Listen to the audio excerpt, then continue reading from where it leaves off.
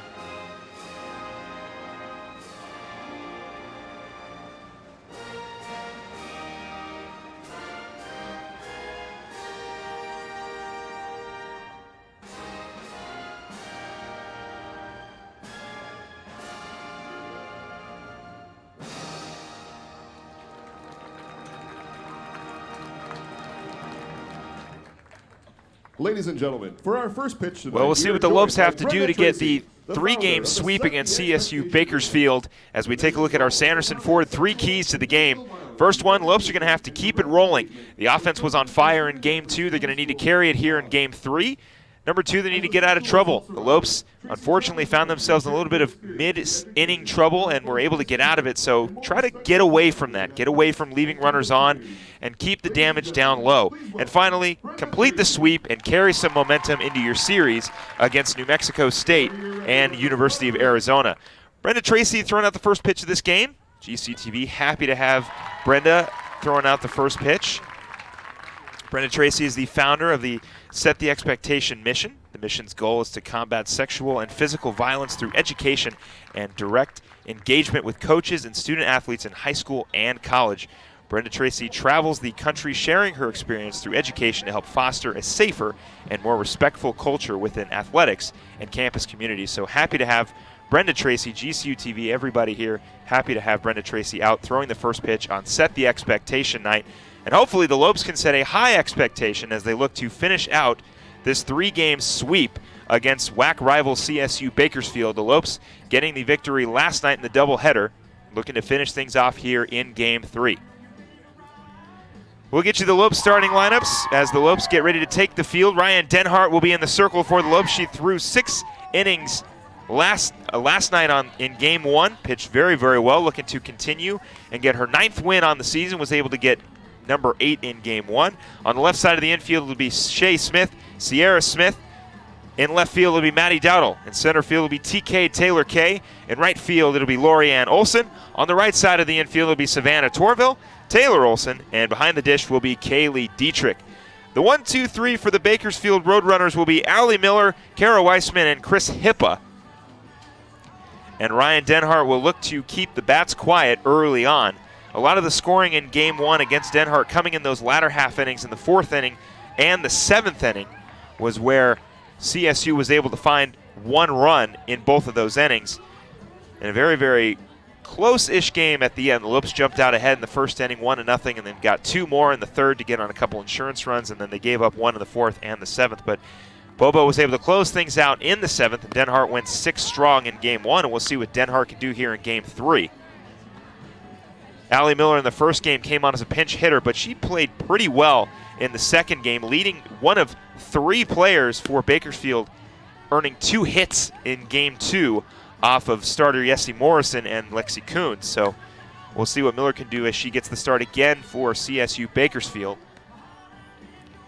Denhart coming into this one with a 2.29 ERA. As I said, 8 wins on the season, 3 losses, 18 appearances, 76 innings pitched, and 41 strikeouts in her first season with GCU as a transfer from Maryland.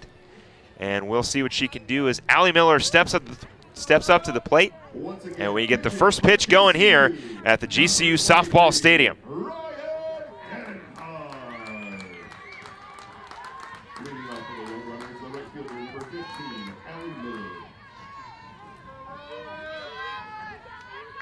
Miller, a freshman, her first year at CSU Bakersfield.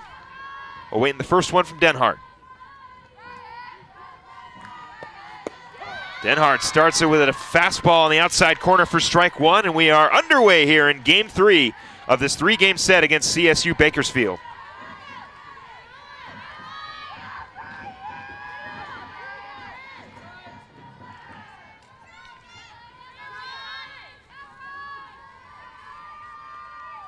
The 0-1. Right there. Oh, Ryan Denhart with a great grab and one down for the Lopes. So shot right to Ryan Denhart. Quick moves by the sophomore pitcher, and out number 1 for the Lopes. Next up for the Roadrunners, the catcher, number 19, Kara Wiseman. So a quick out for Ryan Denhart, and one down for the Lopes, and Kara Weissman will step up. Weissman batting .284 on the season, 21 hits and 11 RBIs, and 1 home run. The first one on the way is inside for a ball. Weissman hitless in game 1 and then got 1 hit in game 2. Has been behind the dish in both games for Bakersfield, and Denhart starts her out with a 1-0 count. The 1-0. Off speed outside corner, called strike, count will go to 1-1.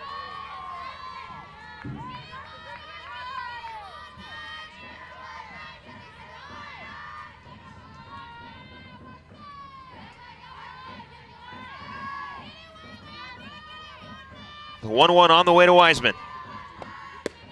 Inside corner for strike 2.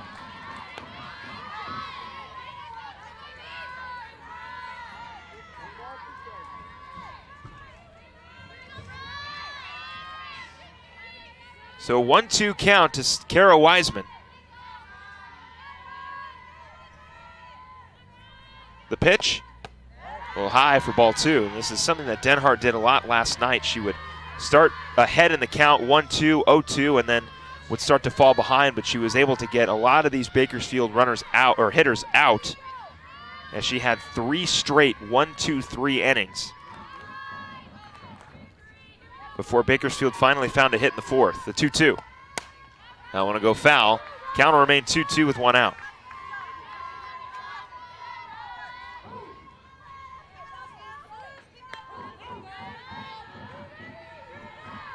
So Wiseman battling at the plate, 2-2 count. 1 down for GCU.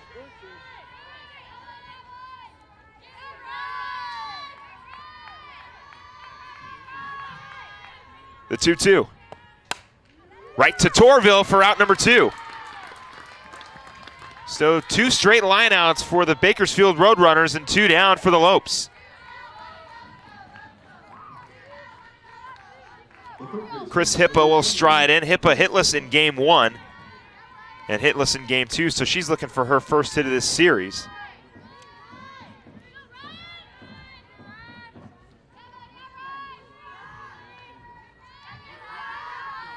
First one on the way. Outside corner in there for a strike. Hippa in her senior season named WAC Hitter of the Week March 4th, going 6 for 9 with 2 home runs, 1 double, 4 RBIs, 6 runs and a 1.444 slugging percentage, so a great week for Chris Hippa. The 0-1. Swung on and missed for strike 2. So far has been hitless in this series as Ryan Denhart getting her second opportunity against Chris Hippa.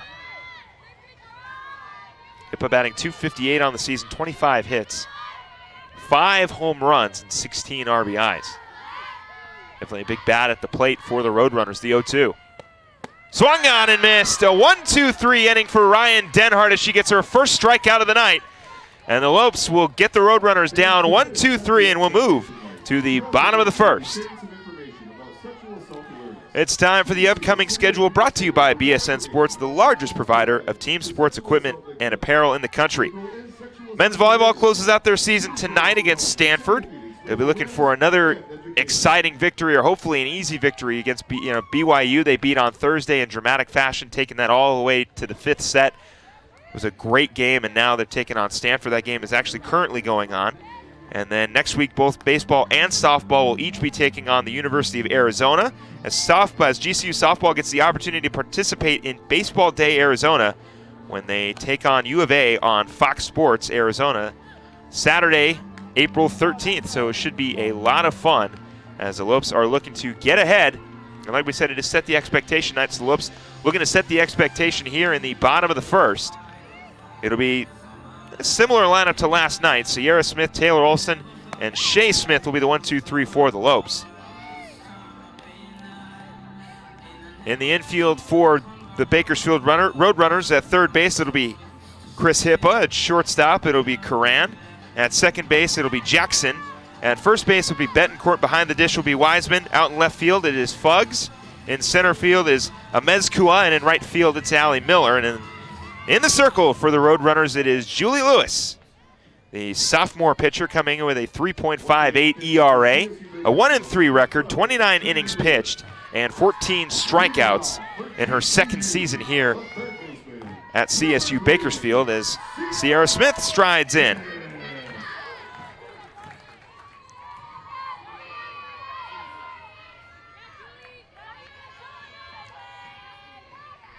First one on the way to Smith is outside for a called strike. So Smith hit in game 1 and then a hit in game 2. Other than that, she's been pretty quiet. A little bit of a defensive change for Bakersfield. Hippa making her way over to third base. She was at second for game 1 and 2, as that one goes in the dirt for ball 1.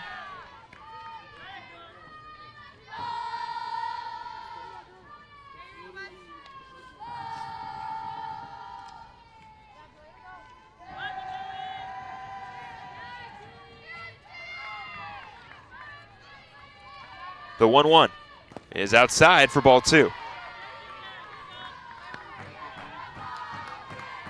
Smith on the season batting .331, 42 hits, 13 RBIs, and 4 home runs, and 3 walks. Has been a staple at third base for GCU ever since she came to the school about 3 years ago. The 2-1 outside for ball 3.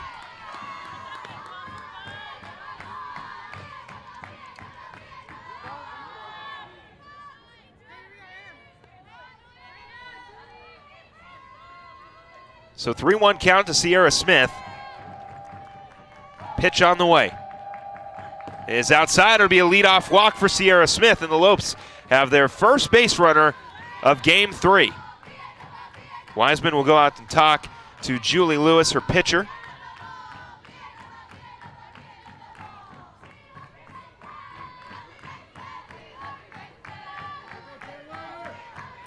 The first baseman, number 8, Taylor Olson will now stride in for the Lopes. Olson looking to move Smith around. Led the team in hits in game 1 with 2, and then went hitless in game 1, and then went hitless in game 2. That was on the inside corner for a ball. Olson batting .310 on the season, 26 hits, 1 home run, and 10 RBIs.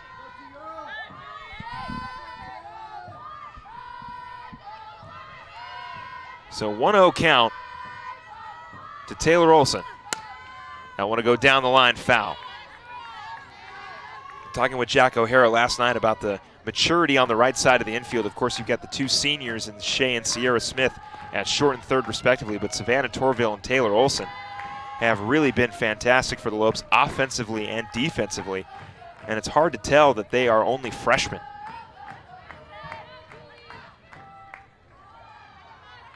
The 1-0. Olson takes that one inside for ball 2.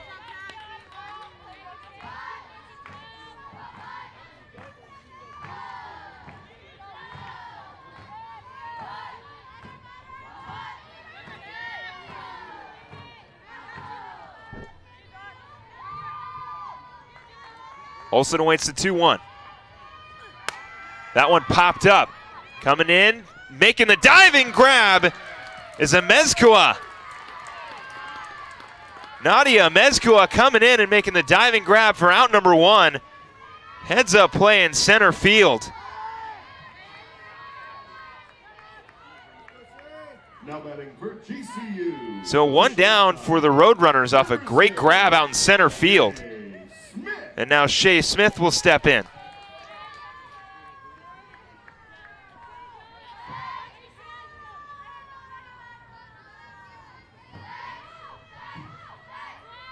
First one on the way. Outside for ball 1.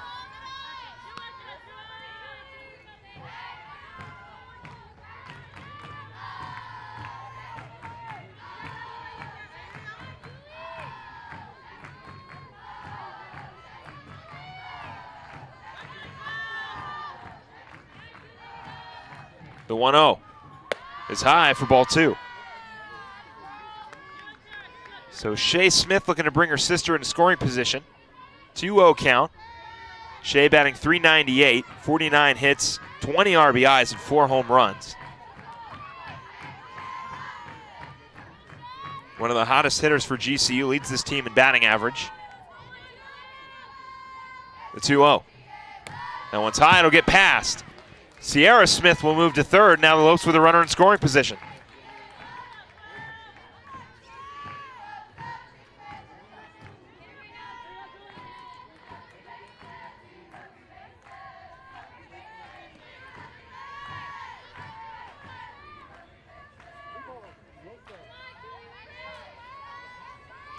So 3-0 count to Shea Smith with 1 out. Lewis the pitch. Is high, it'll be another walk. So both Smith sisters getting on with walks. And with 1 out, another equally hot hitter, Savannah Torvill, striding in. Torvill batting .321, 34 hits, 5 home runs, and 26 RBIs in her first season at GCU. Of course, had a big home run against Oklahoma. And about 4 more after that. Currently leads the team in home runs. And then Lily Bishop, Shea, and Sierra Smith are both tied in second with 4. So Lopes got some power.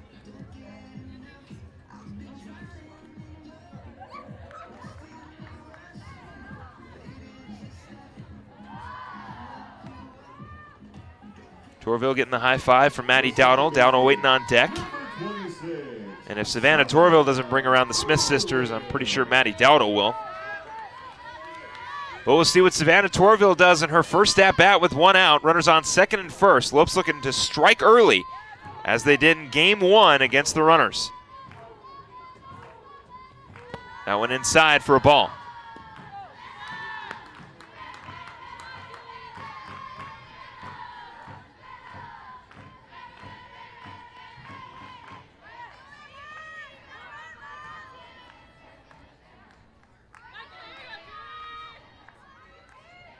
The 1-0. Torvill inside again for ball 2.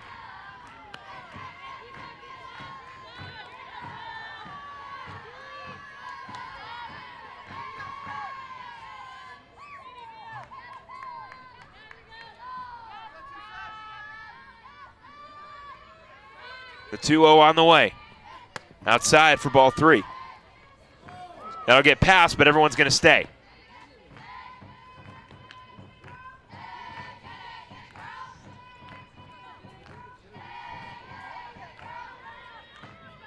So 3-0 count to Savannah Torvill. Lopes still hitless so far. Both runners getting on with walks. 3-0 on the way. Inside, it'll be a called strike. Head umpire Michael Aguirre not giving anybody that inside corner.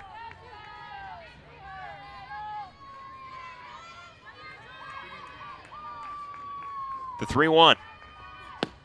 Inside, that one will be a little low, so a back-to-back walks for GCU and 1 out.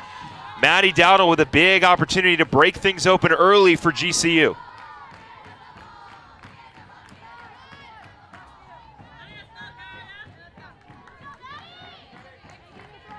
Number 4, the left fielder. So Smith, and Torvill each getting on with walks. And now Maddie Dowdle with 1 out and bases loaded. An opportunity to break things open for GCU. And it hits her.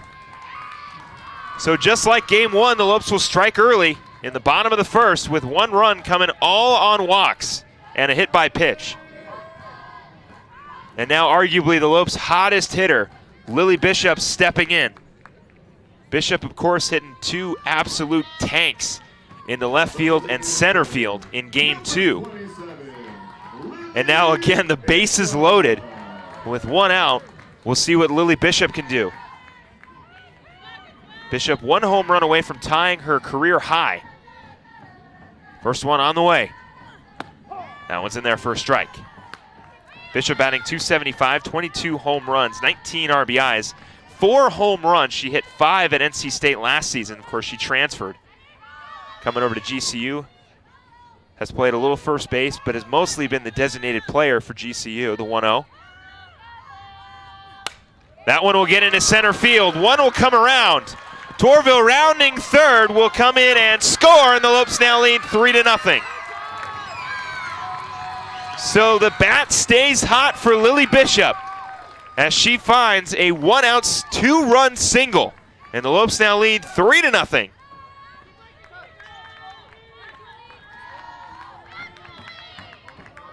Your catcher, number 5, Kaylee Dietrich. Kaylee Dietrich now with runners on third and first. 1 down for the Lopes, 3-run lead for Ryan Denhart when she gets back in the circle. First one on the way. Dietrich turns on that one, it goes foul. Dietrich batting .216 on the season, 16 hits, 15 RBIs, and 3 home runs. Has been sharing time at catcher with Kaylee Holland. We'll get a pinch runner. That'll be Christine Bellavia. Bellavia came in as a pinch runner in game 2 for Shea Smith. Pinch runner for GCU, now at first base. Number 15, No, excuse me, for I believe she came in as a pinch runner for Lily Bishop. Well, regardless, she coming in as a pinch runner now for Lily Bishop, and the Lopes adding a little bit more speed. Possible hit and run situation with the speedy Christine Bellavia on first base. The 0-1. In the dirt, Bellavia is going to take off to second. She's going to get on with a stolen base.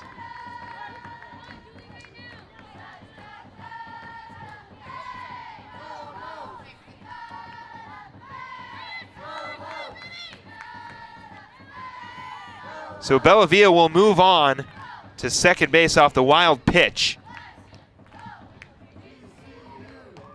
And the Lopes now with runners at third and second.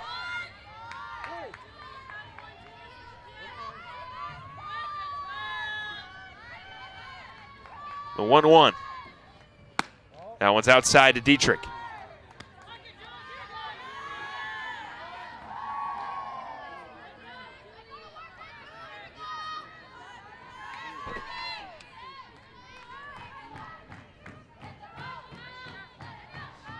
Dietrich looking to add on a couple more runs with 1 out, as that one goes high for ball 3. So the Lopes' only hit coming off Lily Bishop. Sierra and Shea Smith, along with Savannah Torvill, each getting on with walks, and then Maddie Dowdle got on with a hit by pitch, which brought around Sierra Smith. And Lily Bishop with a single to bring around 2 more, the 3-1.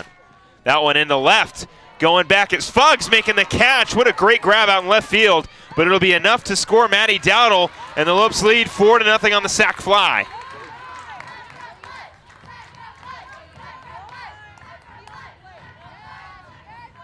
So Nikayla Fuggs having to go back on that one, makes the beautiful over-the-shoulder grab.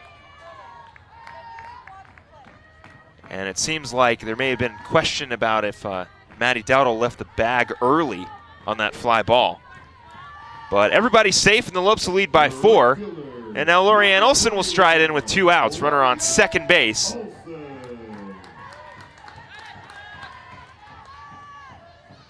That one's outside for ball 1. So if you're double checking your scorecard, that's 3 walks, a hit by pitch, a run on the hit by pitch, 2 runs on the single, and now another run on the sac fly. So I'll take it either way. Lopes are up by 4. That one swung on and missed for strike 1.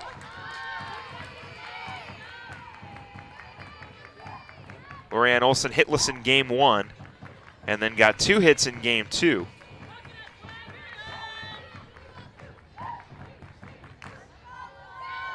The 1-1. Olson swung on and missed for strike 2.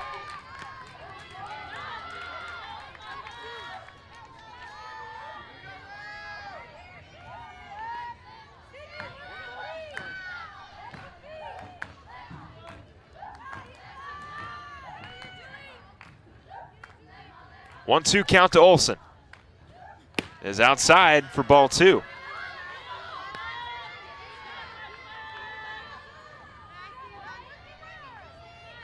So it'll be Petch, Amezcua, and Bettencourt. That'll be the 1-2-3 for CSU Bakersfield when they get out of this inning. The 2-2. Slow roller. Hippa over to first for out number 3, but not before the Lopes are able to score 4 off of 1 hit. It's a interesting beginning to this game as the Lopes lead 4-0, and we move to the top of the second. You're watching GCU softball here on GCU TV. As a teacher, your calling was always to make a difference and positively impact the future. You live with a deep sense of purpose and strive to inspire generations of change. GCU's online Masters of Education degree program gives you the skills you need to grow and develop your career, while also making sure you have time for yourself and your family. Today, you can learn anywhere and anytime, giving kids a look into the technological advances that pushed you forward. Being strong and compassionate makes you a role model through this formative period in their lives. You're not just inspiring future generations of leaders and innovators to reach for their dreams, you're giving them the tools they need to achieve them. Find your purpose at GCU, where advanced technologies drive education. Private, Christian, affordable, nonprofit. Visit gcu.edu/online. Back here in the top of the second, Samantha Petch will stride in. Ryan Denhart, a 1-2-3 inning in the first inning, looking again for a 1-2-3 inning in the second. She was able to do just that in game 1. 3 straight innings with 1-2-3. And the first one is on to Petch. It'll be on the outside corner in there for a strike.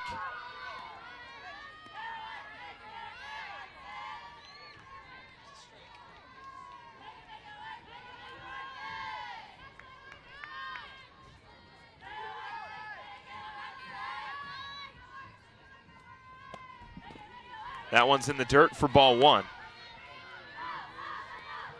So the count will go 1-1 to Petch.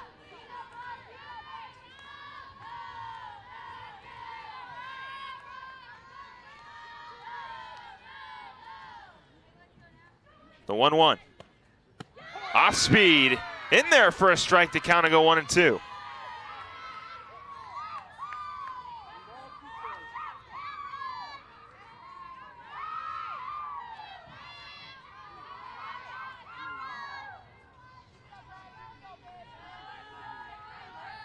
The 1-2 count. Popped up.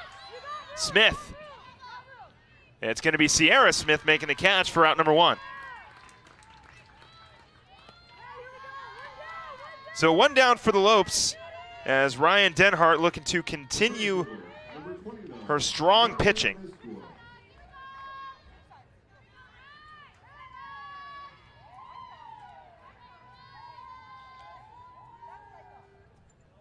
As Nadia Mezcua will step in.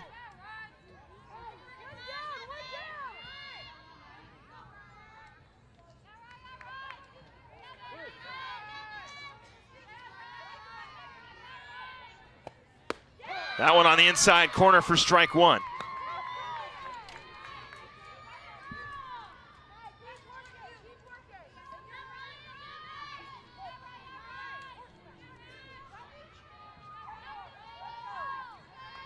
The 0-1 is high for ball 1. Mezcua batting 240, 23 hits, 6 RBIs, and no home runs in her senior year here at CSU Bakersfield. The 1-1. Into right. Olsen.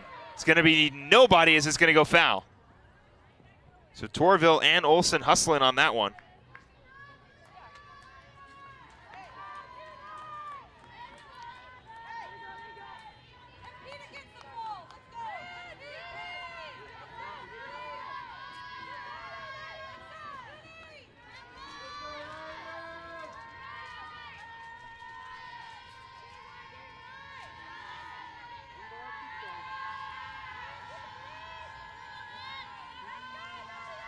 The 1-2 on the way to Mezcua, popped up. Torville's going to call everyone off and make the catch for out number 2. So back-to-back pop-ups for the Roadrunners in the top of the 2nd. And now to be Jocelyn Bettencourt. The first baseman, number 23, Jocelyn Bettencourt.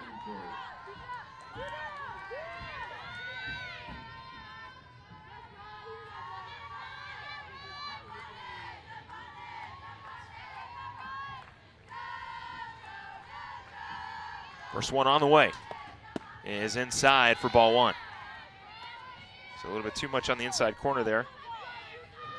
And Denhart is such a crafty pitcher. Not really going to just mow down pitchers with her speed, but her off speed is so good. As you saw right there, back-to-back pop-ups for out number 1 and 2. That one on the outside corner for strike 1. Bettencourt batting .312, 5 hits, 1 RBI. She's at first base. And the 1-1 is high for ball 2.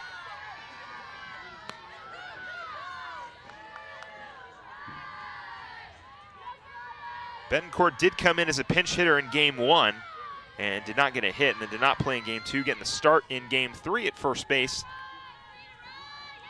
And she awaits the 2-1. That one will go foul.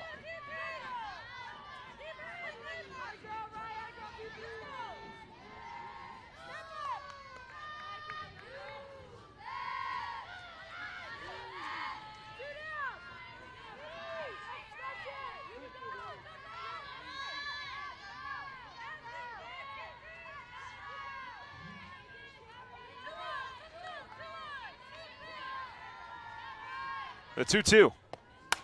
In the left.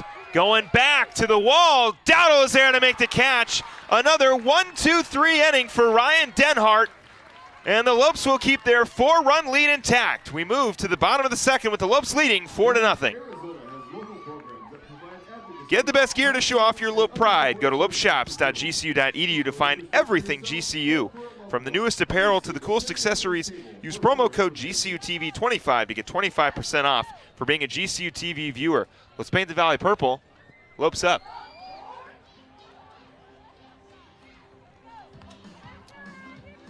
So if you're looking for some softball gear before the continuation of WAC play and right before the WAC tournament, or baseball or men's volleyball as they get ready for playoffs, go to lopeshops.gcu.edu and you can get all your athletic gear.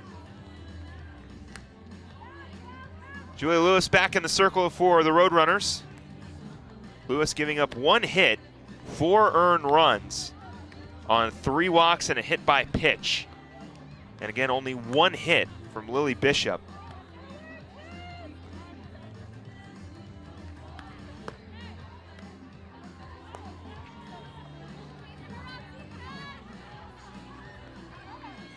So Lopes looking to keep getting ahead of Julie Lewis as TK steps in. Taylor Kay, the senior, batting .266 on the season, 21 hits and 4 RBIs. Looking to get things going in the 9-hole. Lopes almost batted their entire order in the first inning. And they'll look to do the same thing, able to tack on a 4 spot in the first inning. First one on the way to TK. That one's outside for ball 1.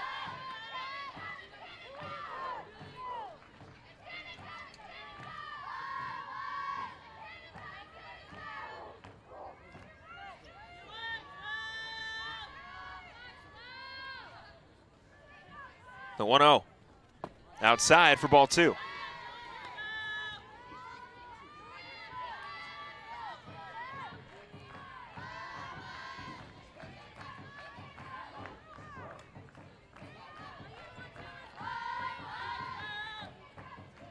The 2-0 is outside for ball 3.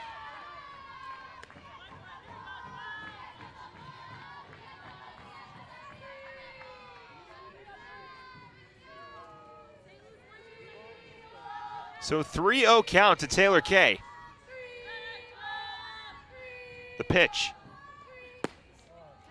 Outside, and just like the first inning, the Lopes will get a leadoff walk to start things here in the bottom of the second. Sierra Smith, who led things off with a walk, will step in now, looking for her first hit in this game. Runner on first. Wiseman will go talk to Julie Lewis.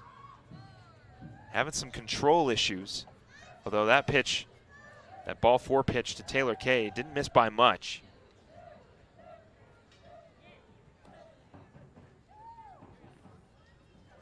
The third baseman, number 3, Sierra Smith.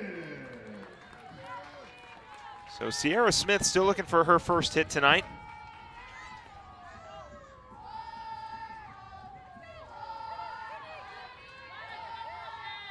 The first one on the way is outside for ball number 1. And now we'll get a mound visit. So there was somebody warming up, and it looks like they may go with a pitching change.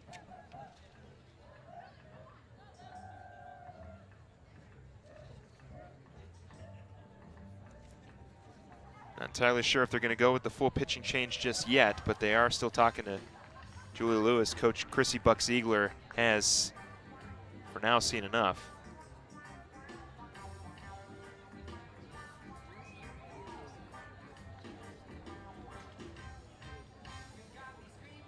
Giving a lot of encouragement to her player.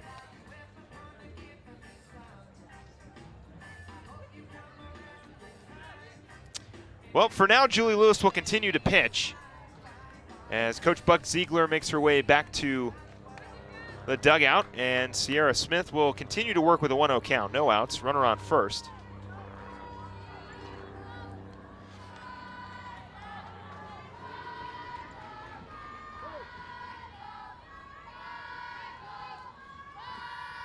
The 1-0. Swung on and missed for strike 1.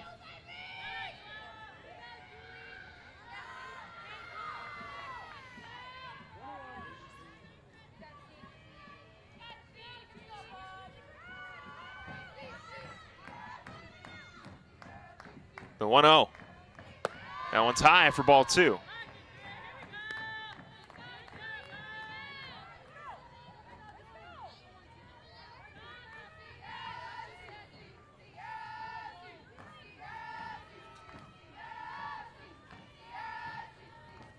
The 2-1. That one's fouled off. The count will go 2-2. Wind, just like last night, blowing away from the stadium. So any fly ball might get a little bit more distance.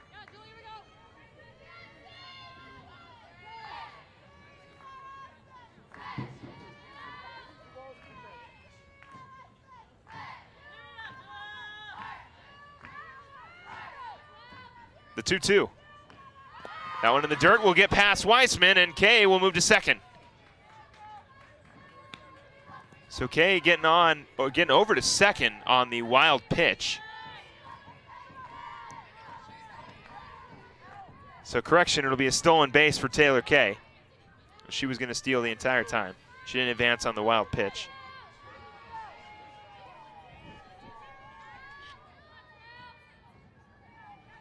The 3-2 is outside. Throw over to second is not going to be in time. It's going to be a walk.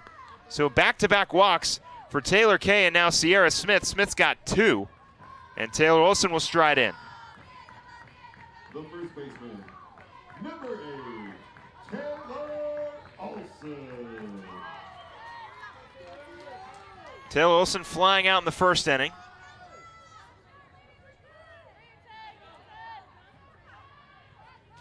Awaits the first one from Lewis, as I want to go foul. And of course, Taylor Olson flying out with that diving grab by Nadia Mezcua out in center field. That one will definitely be on the WAC top 5 plays.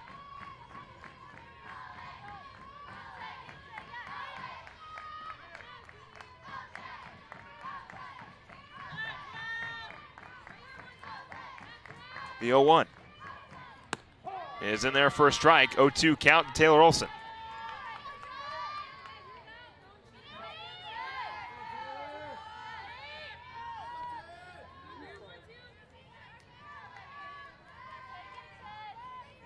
So Olson still looking for her first hit with an 0-2 count. In the dirt for ball 1.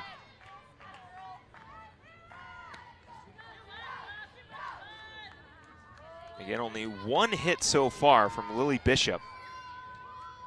Everybody else either getting walked or getting out, essentially. The 1-2. That one in the center. Amezcua making the catch. Kay will stay at second and Smith will stay at first. So 1 down for the Roadrunners.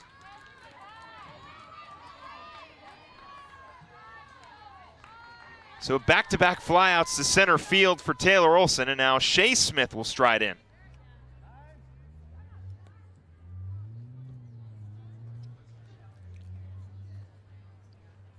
And we will get a pitching change. So Julie Lewis is done through 1 1/2 innings pitched, 1 hit, 4 earned runs.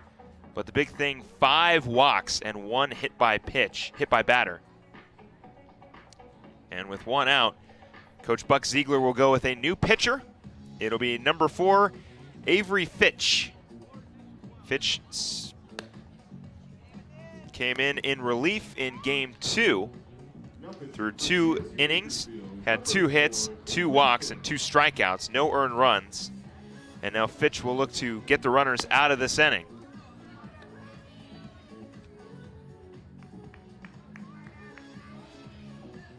Fitch coming into this one, 3.92 ERA, 2-3 on the season, 44 innings pitched, 55 hits allowed, 25 earned runs, and 19 strikeouts in her first season at Bakersfield.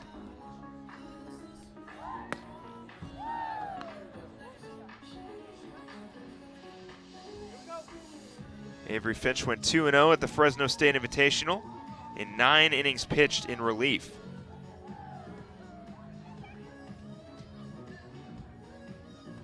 From Chowchilla, California.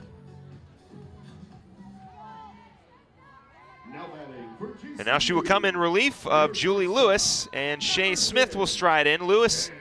Smith with a walk so far in the first inning. And with runners on, we'll look to bring them around to score. First one on the way from Fitch, as that one's outside for ball 1.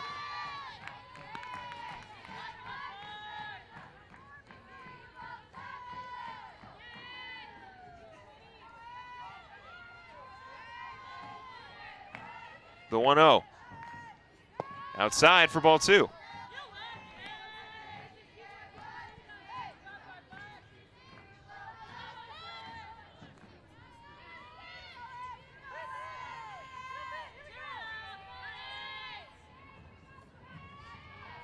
The 2-0. Outside for ball 3. Savannah Torvill waiting on deck.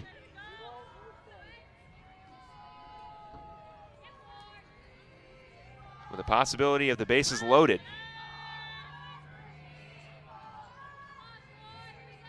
The 3-0 to Smith.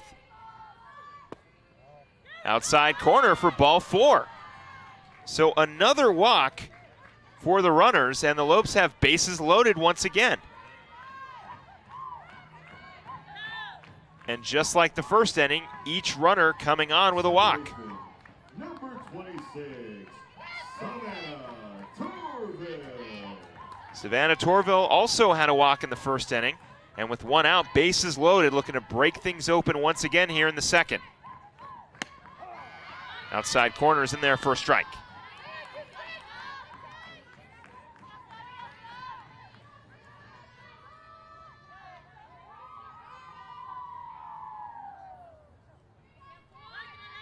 The 0-1. Outside for ball 1.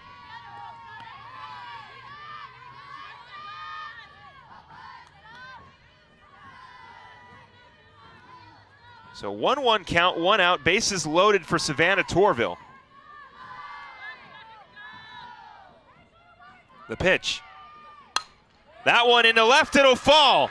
Kay will come around, Smith will come around. Shea Smith will come around, and the Lopes now lead 7-0.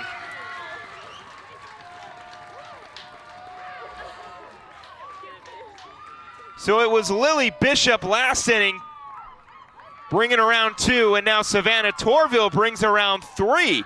And the Lopes lead 7-0 with 1 out, and Maddie Dowdle stepping in.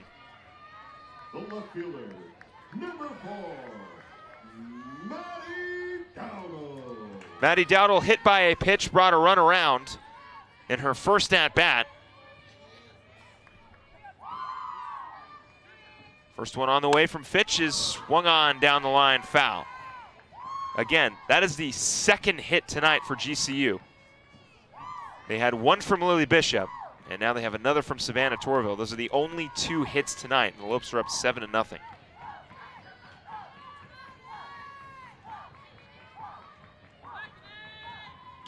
The 0-1. In the dirt, Torvill will stay, and the count will go 1-1. Not to say that Julie Lewis didn't get outs. I mean, Amezcua had a great diving grab. Fuggs had a great one over the shoulder.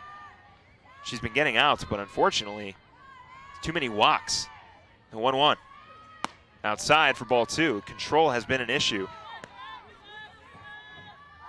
for the Bakersfield pitchers. Darren Hitzel had 0 walks in game 1, and then in game 2, Azevedo and Fitch both combined for 6. That one in the left field, it's going to not be enough as Fuggs comes around to make the grab for out number 2.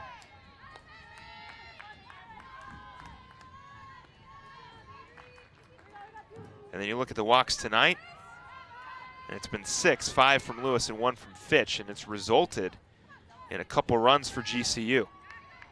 Number 15, Christine Bellavia.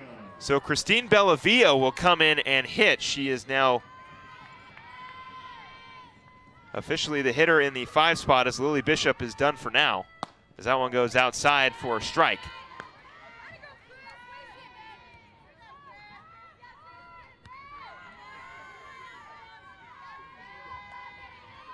So Bellavia getting an opportunity, looking for her first hit of her career here at GCU, as that one's called in the outside corner for strike 2. Bellavia been mostly utilized as a pinch runner. Now getting an opportunity, her second at-bat of her career, and the Lopes are up 7. The 0-2. Swung on and missed, so it'll be the first strikeout of the night for Avery Fitch, but not before the Lopes are able to bring around 3 more off 1 hit. Lopes lead 7-0. You're watching GCU softball here on GCU TV. Down to your concession stand. Get yourself a pre-dinner snack. It's not about where you were born. It's not about your gender or the color of your skin, or whether you're rich poor, or in the middle. No matter what you play, if you have the skill and drive to succeed in school and in sports, we'll provide the opportunity. When my hot water heater failed, she was pregnant, in-laws were coming, a little bit of water, it rocked our world. I had no idea the amount of damage that water could do. We called USAA, and they greeted me as they always do. Sergeant Baker, how are you? They were on it. It was unbelievable. Having insurance is something everyone needs, but having USAA, that's a privilege. We're the Bakers, and we're USAA members for life. USAA. Get your insurance quote today. Ryan Denhart working with back-to-back 1-2-3 innings, looking to do the exact same thing she did in game one, get her third consecutive 1-2-3 inning, as it'll be Jackson, Fuggs, and Curran. Lopes leading 7-0 on 2 hits. And a lot of walks. First one on the way. That one in the left. It'll fall. It'll be the first hit of the night for Bakersfield. Throw over to second is not in time. It'll be a leadoff hit for Katie Jackson.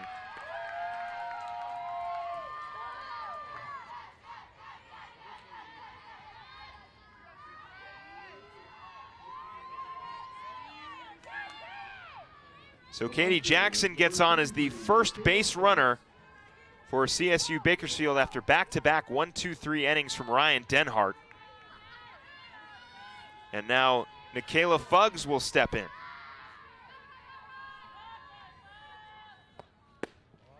That one on the inside corner for a ball a little low.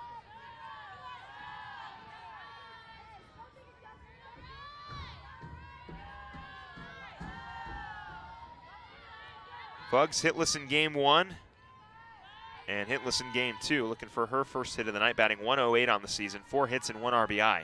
The 1-0 showing bunt. She did go, so it'll be a strike.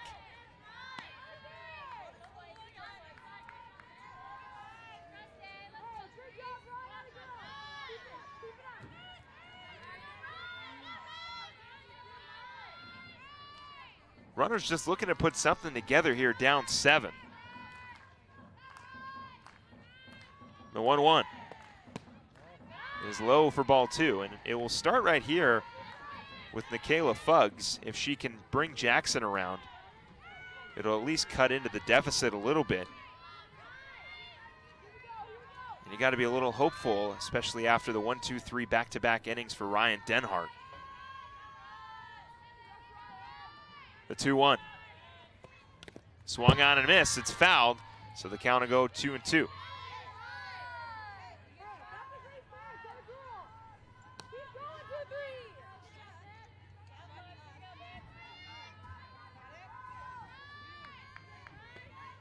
So 2-2 count now to Fuggs.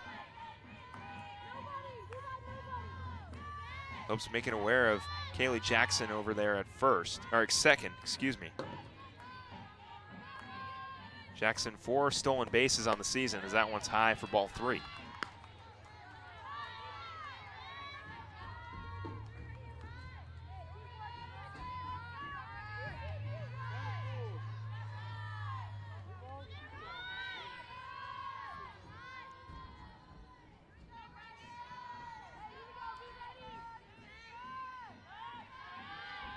The 3-2. Smith gloves it over to first for out number 1. So Sierra Smith doing a good job keeping an eye on Katie Jackson over to second, turning it over to first for the first out of the inning for the Lopes. And now Sydney Curran will step in. Curran had a hit in the first game in the leadoff spot and then was moved down to number 9 where she got 2 hits.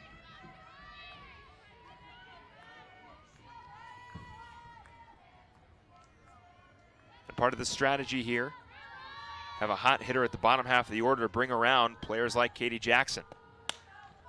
Right off the glove, great grab by Olsen over to second, not in time.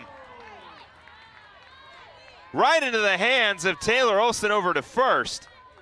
And 2 down for the Lopes. Right fielder, Allie Miller.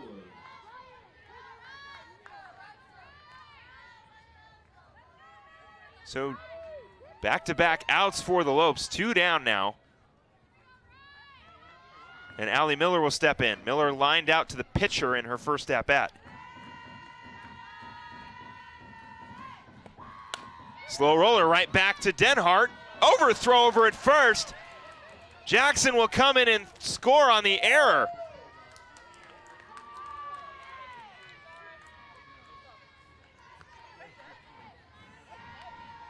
So Denhart had the out at first and overthrew Olsen. So Miller will advance to second on the error, and also will score on the error is Katie Jackson.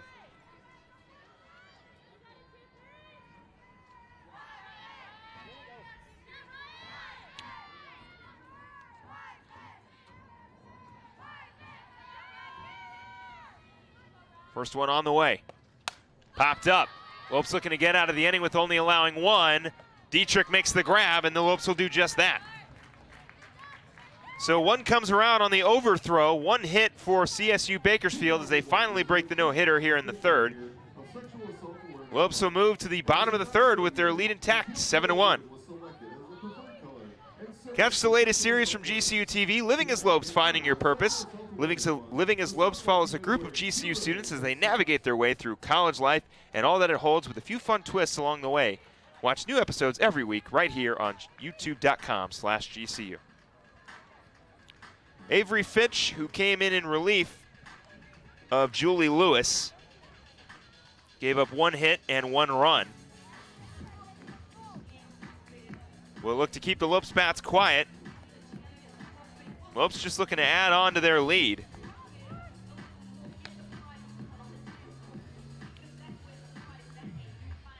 A lead that was 7 is now 6.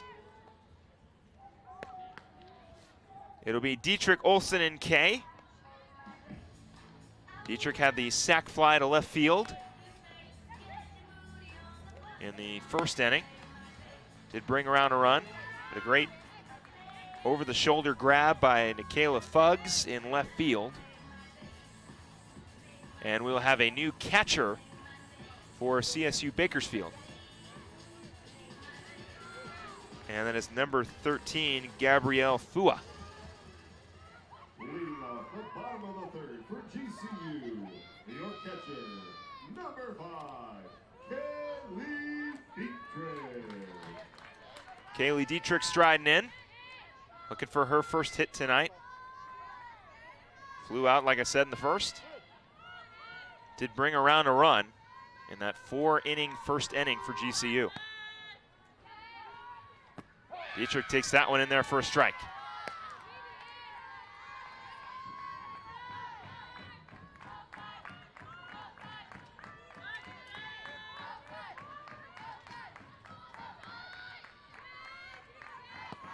The 0-1.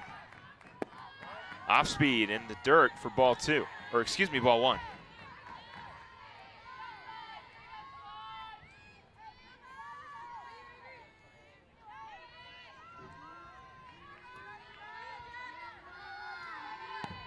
The 1-1. Outside for ball 2. Count and go 2-1.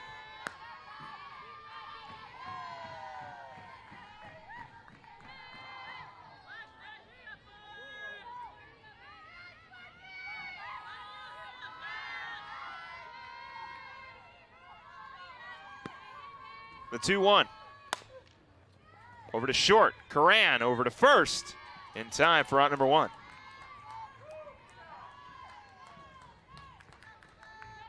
So now it'll be Kaylee Dietrich with 1 out. Or excuse me, Lorianne Olsen with 1 out. Dietrich just grounded out. Number 21, Olsen grounding out in the first inning to the third baseman Hippa. With 1 out, we'll look for a hit. That one in the dirt for ball 1.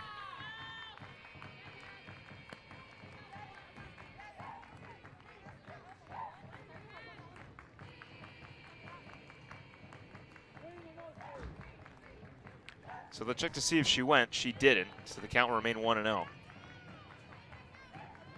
Guess it was close enough to get the double check over there by down third base line. 1-0. Bunt down, it'll go foul.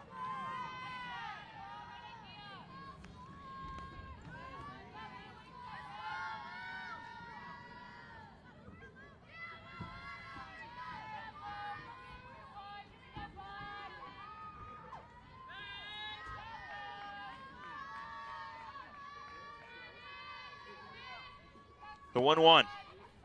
Olsen fouls that one back, and the count will go to 1-2. Olsen starting the season on the injury reserve list, which opened the door up for Savannah Torvill to start at second. And then Olsen came back on in the middle part of the season and now has been the permanent right fielder for Coach Pearson.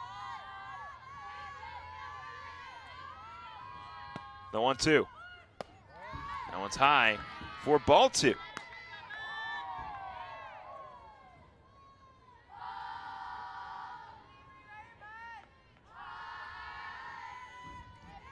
So 2-2 count to Olsen, looking for her first hit tonight. Over to first, Bettencourt will tag first. 2 down now for the runners.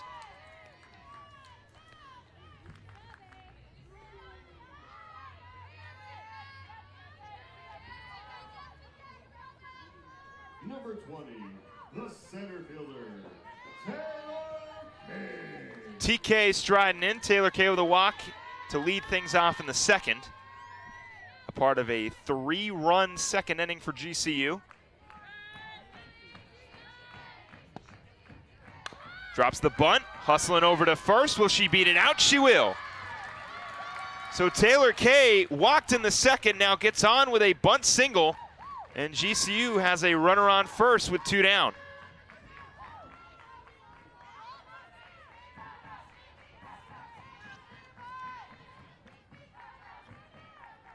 Number 3, the third baseman, Sierra Smith, back-to-back walks in the first and second inning, now here in the third.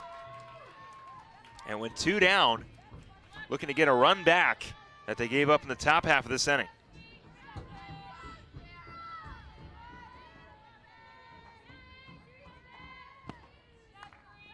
Smith off of Bettencourt, she'll beat it out, and Smith will get on.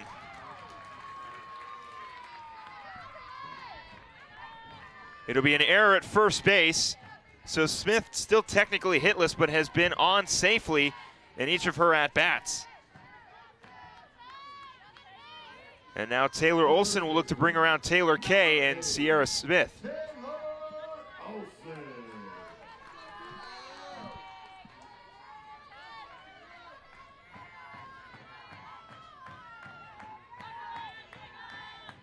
First one on the way. That one's inside for ball 1. Olsen flying out in her first and second at-bats to center field.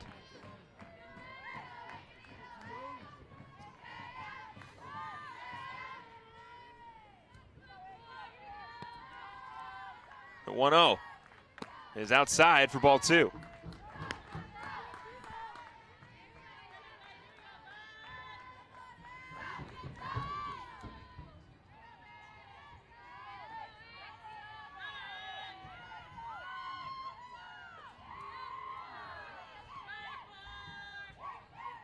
On the way. Outside for ball 3.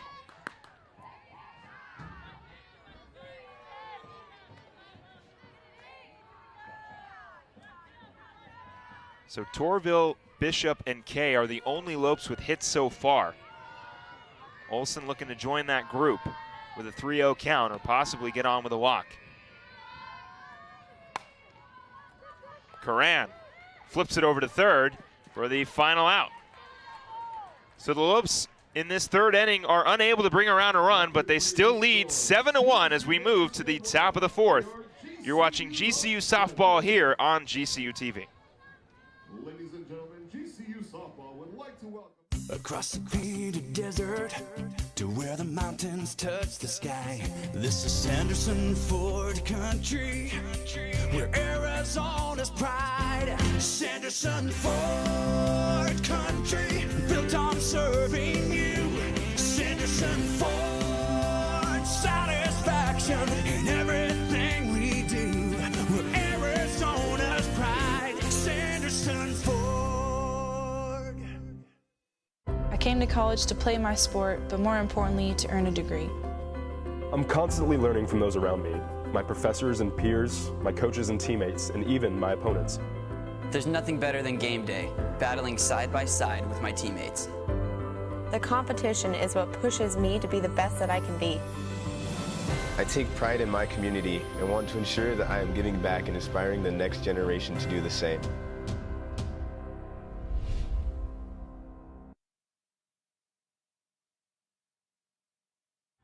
Ryan Denhart threw 3 innings pitched so far, 1 hit, no earned runs, and 1 strikeout.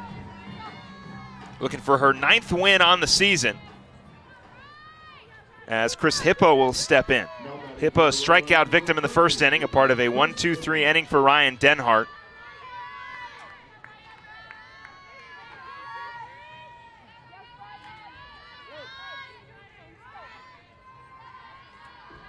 First one on the way. Once it's not down, it'll be in there for a strike.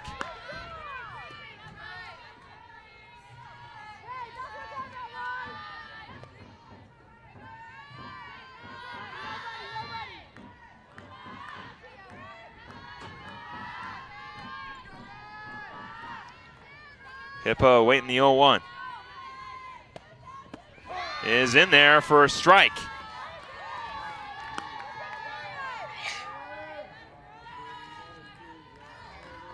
Hippo still looking for a hit in this series.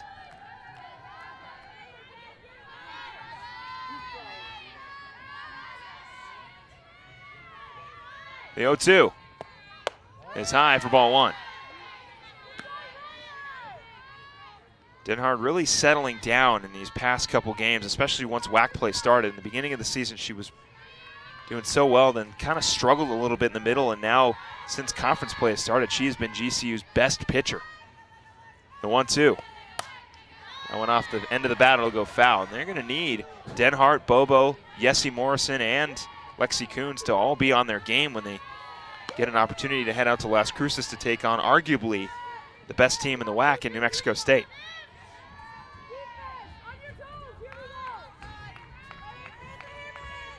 It's nice to have somebody like Ryan Denhart start to turn it on here. Again, especially since WAC play is beginning. The 1-2, outside for ball 2. And speaking of New Mexico State, the men's baseball team beating them on Friday, and then today they did take the loss 4-9. So they'll get right back at it tomorrow in Las Cruces. That game, I believe, will be on the WAC Digital Network, as there will be no softball tomorrow. The 2-2. That one into center. Kay going, doesn't need to move much, makes the catch for out number 1. Right to Taylor Kay out in center field for out number 1. So Hippa still hitless, and now it'll be Samantha Petch.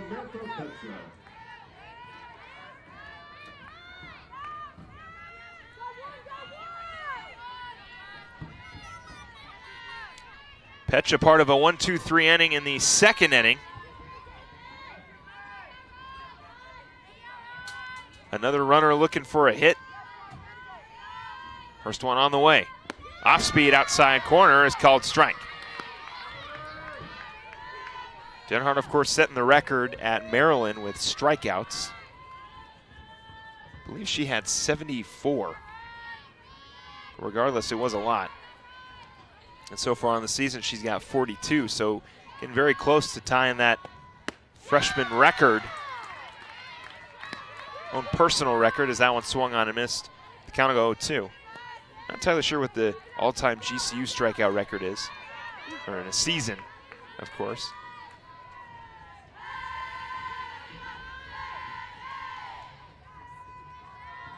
The 0-2, outside for ball 1.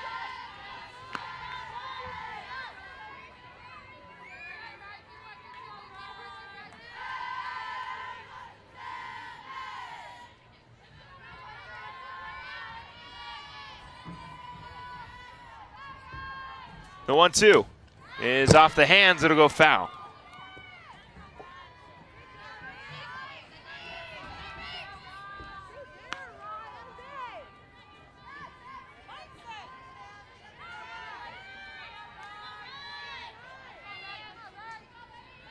So the most strikeouts in one season belongs to Taylor Nolan, 158.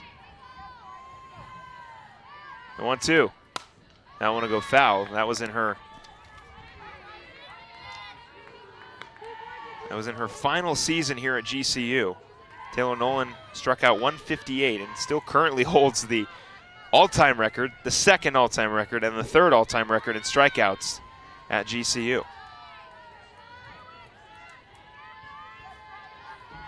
The 1-2. Popped up, it'll go foul, and Petch's at bat will continue.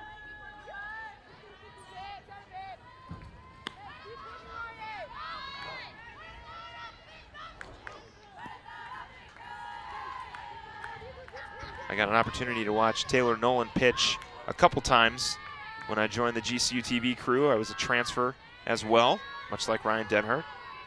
But I didn't transfer from a school like Maryland. And I'm definitely not striking people out in the circle as that one goes away for a ball.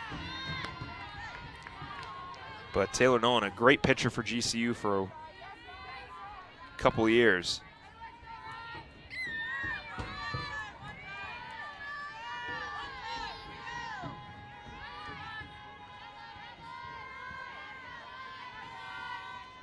The 2-2. Check swing, it'll go foul.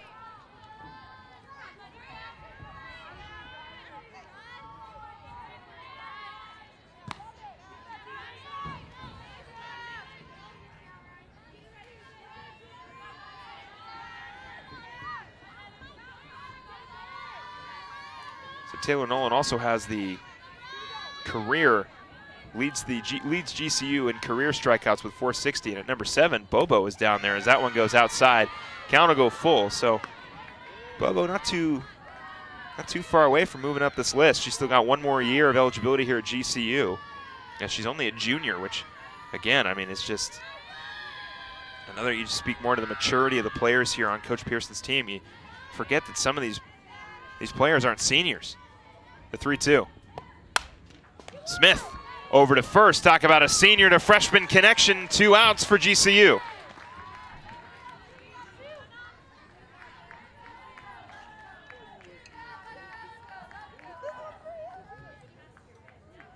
So much like in the first and second inning, Ryan Denhart looking for a 1-2-3 inning as Nadia Mezcua steps in. Mezcua also a part of the 1-2-3 inning in the second inning.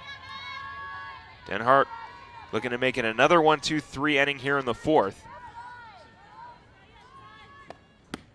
That one on the outside corner in there for a strike.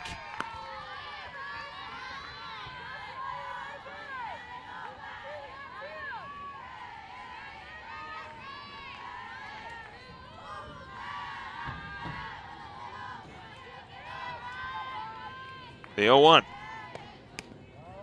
That one's away for ball 1.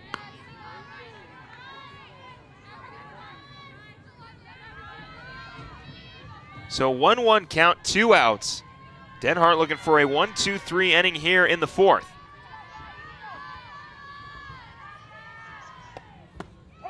In there for strike 2.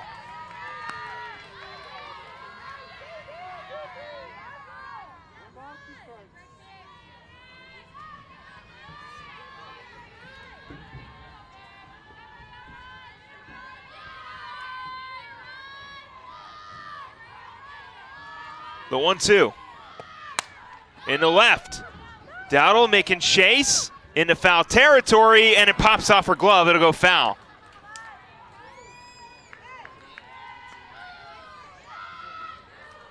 So Dowdle almost making the final out here in the fourth. No damage done. Just Mezcua will step in now with a 1-2 count.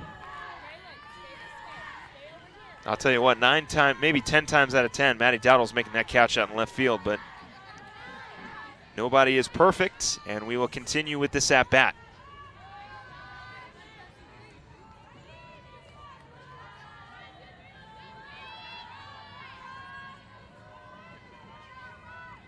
The 1-2. Inside corner, got her looking. Ryan Denhart's second strikeout results in out number 3 here in the top of the fourth. We move to the bottom of the fourth. Lopes still leading 7-1. Don't miss this hypnotic celebration of pop-inspired dance and make it a fun night out with friends and family. The 2018 Spring Dance Concert connects electric beats with artistic expression as they close out the school year at Ethington Theater. Catch the show April 12th through the 14th.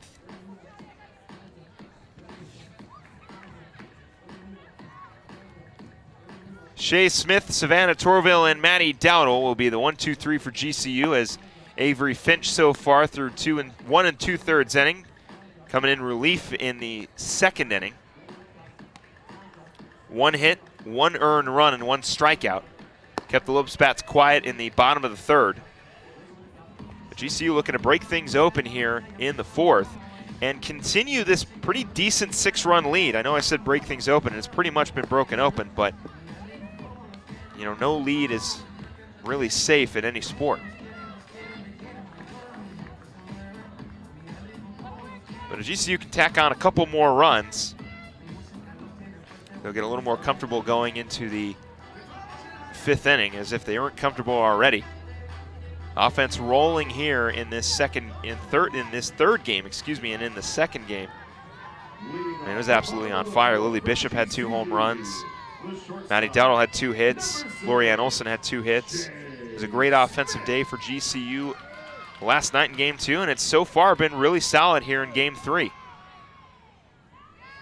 Shea Smith back-to-back walks in her first 2 at-bats, looking for her first hit. That one will go foul. And I believe the count will go 0-1 as Smith didn't have the bat in play when that ball came through. Again, only 3 hits for GCU and 7 runs, most of them coming on walks and a hit by pitch. The 0-1. That one in there for a strike. Count will go to 0-2.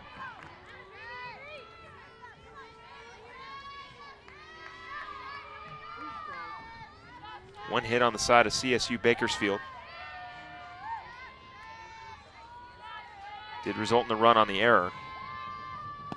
The 0-2. That's high for ball 1.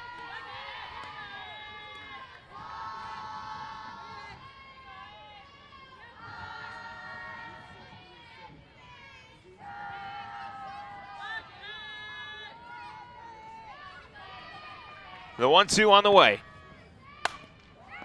Over to short. Coran over to first. In time for out number 1.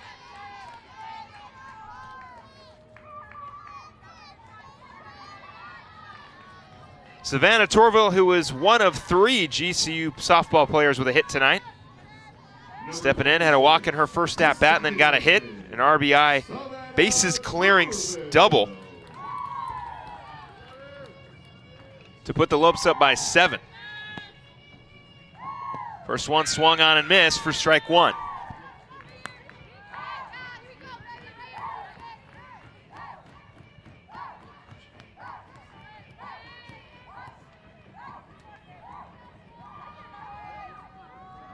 Torvill awaiting the 0-1. On the outside corner for ball 1.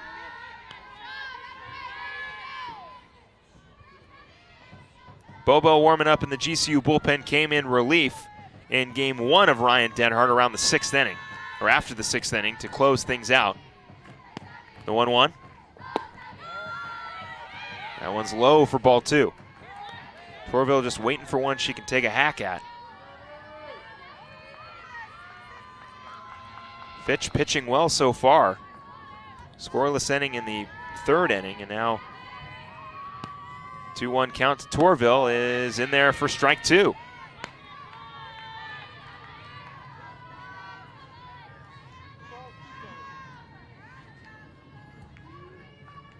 Two count, 1 out. Torvill looking to get on for the Lopes here. That one in the dirt for ball 3. The count will go full. So great job by Torvill to battle at the plate and draw the count even at 3-2.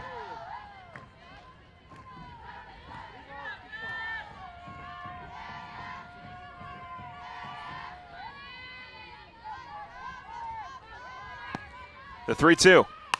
Down the line will go foul.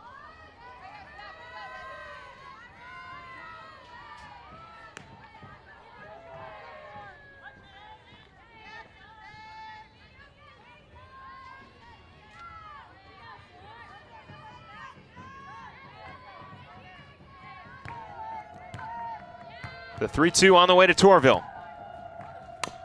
I want to go foul, and her at-bat will continue.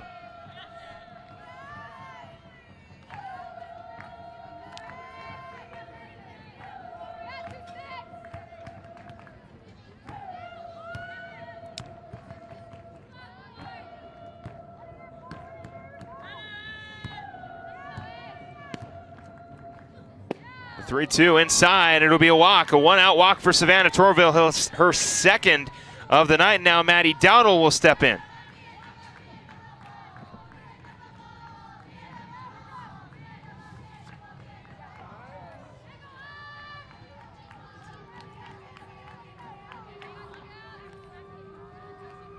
Rachel Hammonds will come in and pinch run for Savannah Torvill.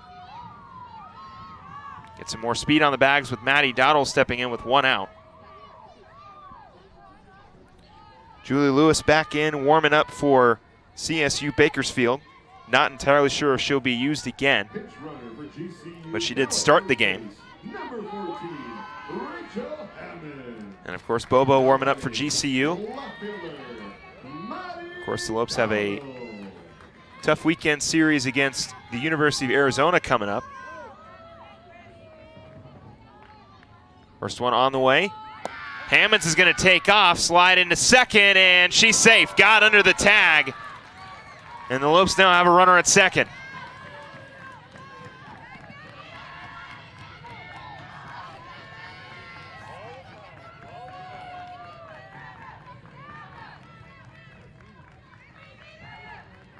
So Hammonds takes off to second base, and now Dowdle with an opportunity here to tack on another run for GCU. The 1-0. Inside for strike one.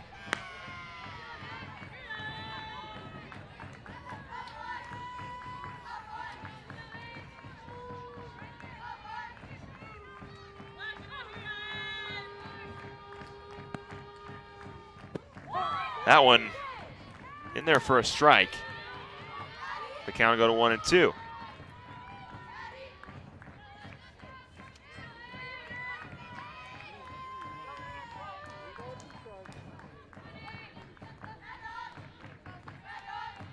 The 1-2 on the way. Dowdle in the center. Amezcua making the catch, but Hammonds will move over to third. I thought Dowdle had all that one, but Amezcua is able to make the catch. 2 down now for the runners. And now Lily Bishop will step back up.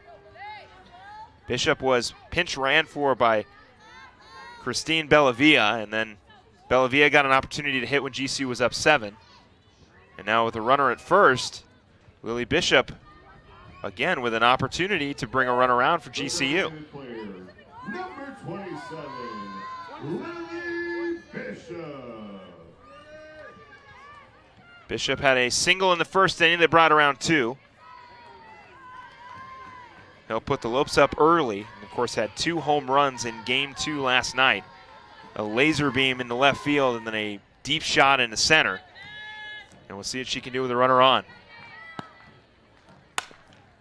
Hippa over to first. It's going to be a first pitch ground out, and well, Avery Fitch continues to pitch well in relief. The score remains 7-1. We move to the top of the 5th. We'll be right back right after this. Fans, don't forget to head on down to that concession stand. Get your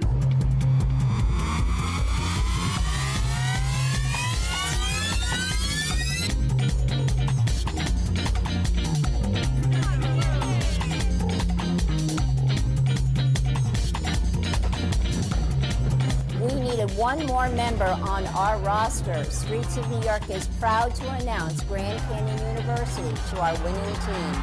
We are now the official pizza of GCU. Go Lopes.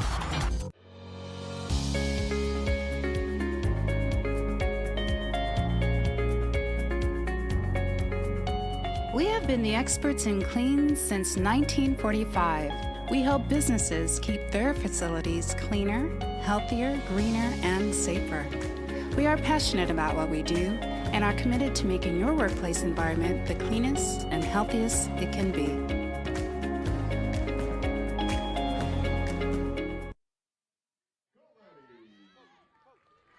Substitutions late here for Coach Pearson. Jordan Keaton stepping over to first base and Gianna Nicoletti taking over in right field.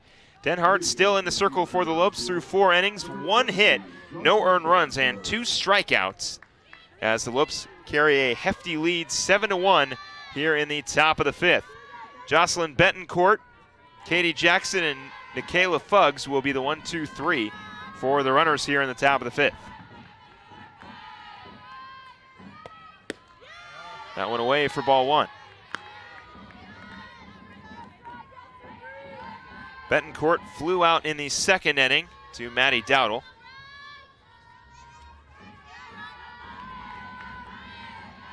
Looking for her first hit of the series. The 1-0. Swung on and missed for strike 1.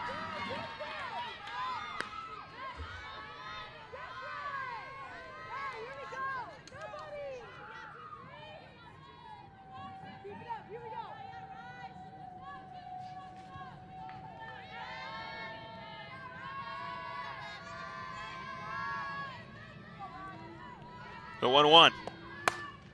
Off the glove of Denhart. Torvill over to first in time for out number 1.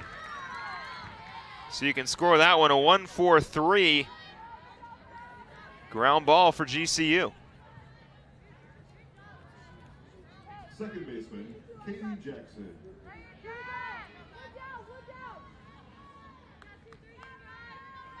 Katie Jackson will step in. Jackson, the only hit so far for CSU. She got a double in the 3rd inning and then came around to score on the overthrow from Denhart as that one's popped up. Keaton making chase, gets the catch. 2 down now for GCU.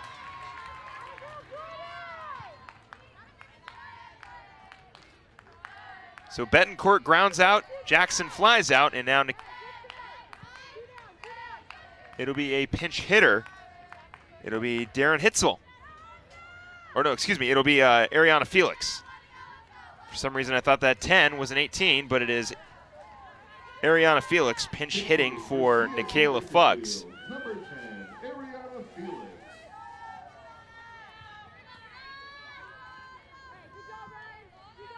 So Denhart looking for a 1-2-3 inning.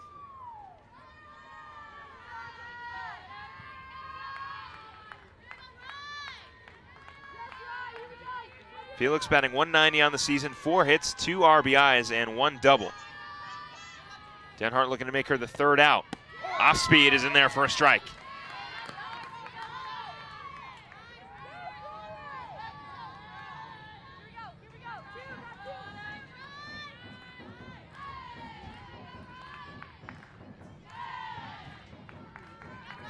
The 0-1. High for ball 1.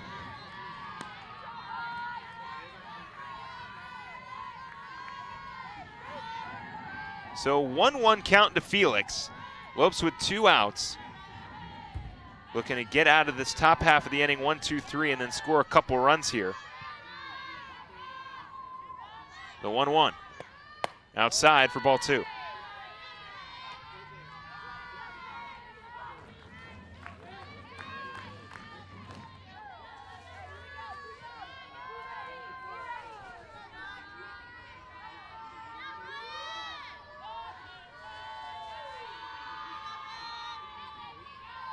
The 2-1. Swung on and missed for strike 2. So 2-2 count for Ryan Denhart. Again, looking for a 1-2-3 inning. Got it in the 1st and 2nd inning.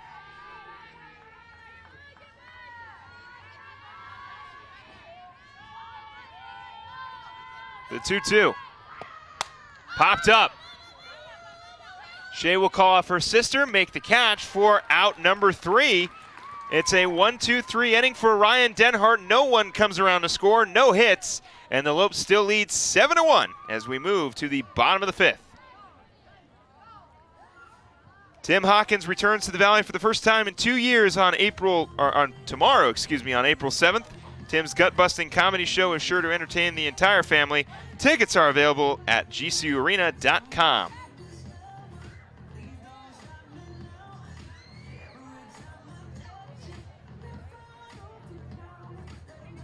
So some students knocking out some homework. Multitasking here, watching GCU lead 7-1. Knocking out those papers as we get closer and closer to finals time. And of course, you go from the students and you go to the younger kids who are also enjoying the game, but thankfully aren't bombarded by homework just yet. They just get to enjoy the game for what it is. And I know what that homework feeling is like. I had to knock out a paper before this game. And I got another one waiting for me when I get back. But anyway, Lopes are up 7-1 here in the bottom of the 5th. It'll be Dietrich, Nicoletti, and then Taylor Kay, as we will get a pinch hitter in Kaylee Holland. So replace one Kaylee for the other Kaylee. As Kaylee Holland will stride in now.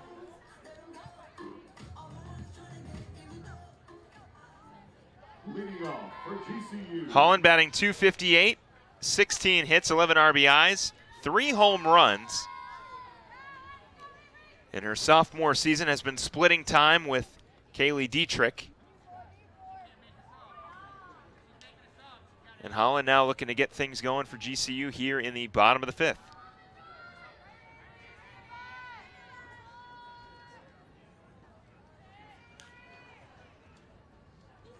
So Coach Pearson talking it over with the home plate umpire, just discussing the substitutions as Holland will come in and pinch hit. Not sure if Dietrich will return as the catcher in the top half of the 6th.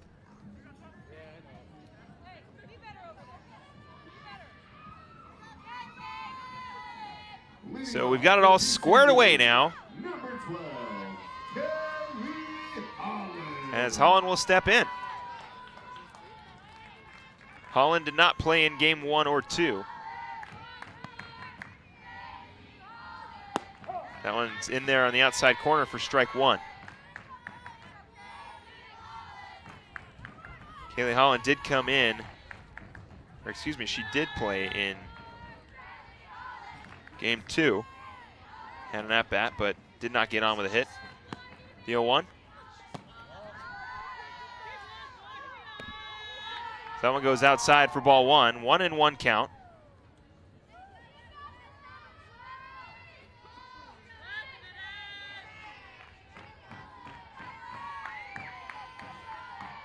The 1-1.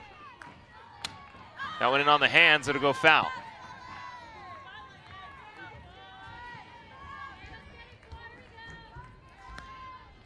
So 1-2 count to Kaylee Holland. Avery Fitch has been pretty solid so far in her relief appearance. 2 2/3 innings pitched, 2 hits, 1 earned run, and 1 strikeout. Kept the Lopes bats quiet as well when she came in relief in game 2.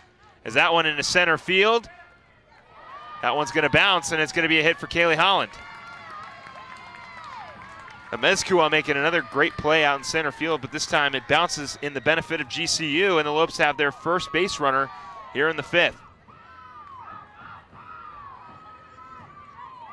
Gianna Nicoletti will stride in. Number 24, Gianna Nicoletti. Nicoletti coming in as a defensive replacement of Lorianne Olson. Batting .219, 14 hits, and 2 RBIs. With a runner on, we'll look to move Kaylee Holland into scoring position. That one on the outside corner in there for a strike. Of course, Gianna Nicoletti making the final out in the Florida State game. Out in left field, came in as a substitution for Maddie Dowdle.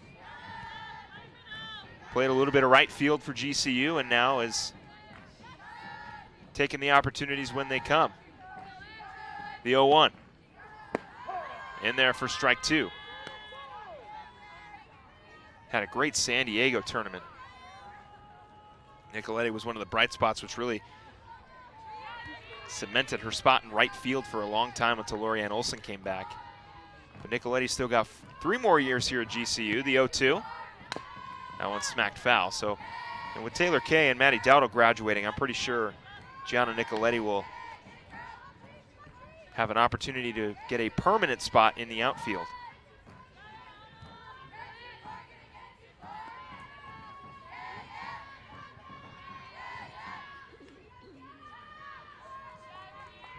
The 0-2. Outside for ball one.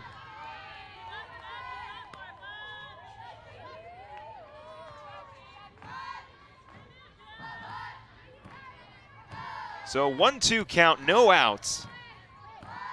Kaylee Holland standing on first. The 1-2. Chopper. Coran over to second, not going to get a throw over to first, so one down for the runners as Nicoletti gets on with the fielder's choice. And now it'll be Taylor Kay. TK getting on with a bunt single in her last at-bat. Time for TK. Number 20, Taylor Kay.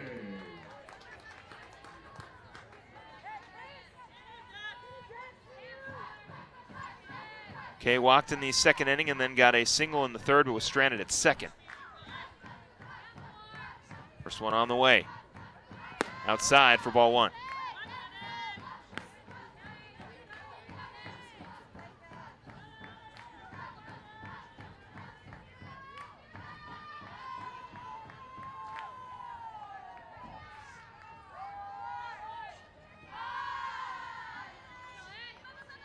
The 1-0. Outside is in there for a strike. So Fitch finding the corner on that pitch, and the count will go 1-1.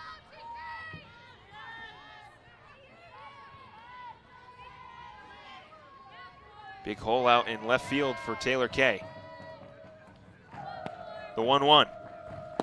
Pulls back on the bunt. Get a called strike.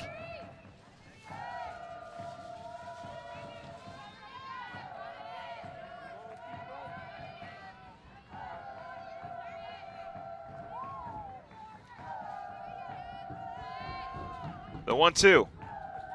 Outside for ball two. So Taylor Kay, 2-2 count.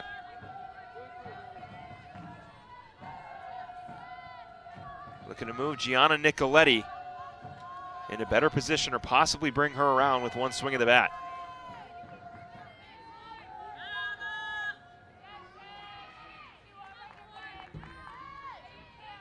The 2-2. That one smacked foul. The count will remain 2-2.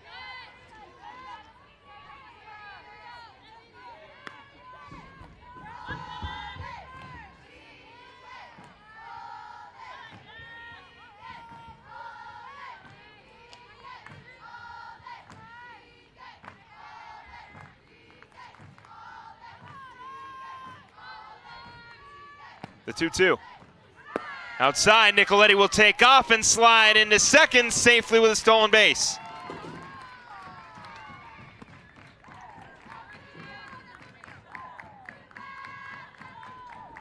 So Nicoletti getting the stolen base, standing on second, and Taylor Kay now the runner in much better position here with one out.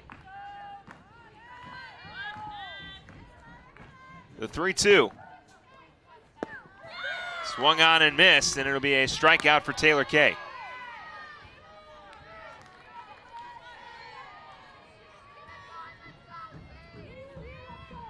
Sierra Smith stepping in. The third baseman, number 3, Sierra Smith, a walk in the first, a walk in the second, and then got on with an error and was stranded at second in the third. So technically hitless so far. First one on the way. Inside for ball one.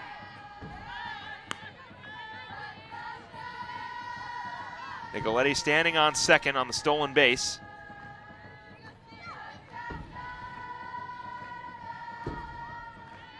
Getting on with the fielder's choice.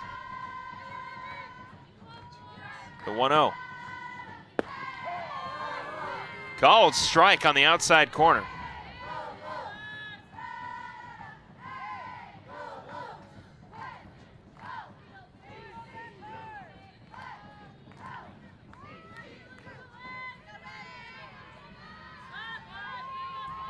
Pitch on the way. Is high for another ball.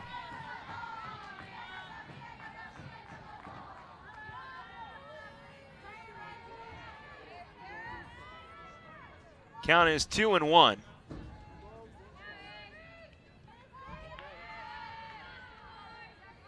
2-1 on the way. Into right. Is it going to stay fair? It'll go foul. So how about a big swing by Sierra Smith? Unfortunately, does not stay in the, definitely didn't stay in the ballpark, but doesn't stay on the fair side of the line. So Smith's at bat will continue as the count will move to 2-2.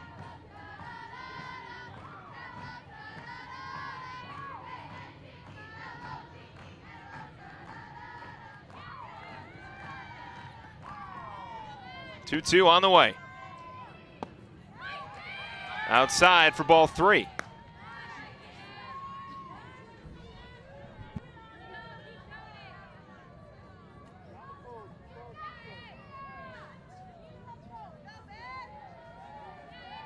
Smith awaiting the 3-2.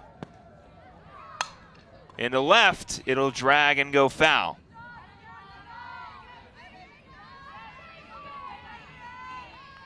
Smith looking to end things on that fly ball out in right field, the pitch a go.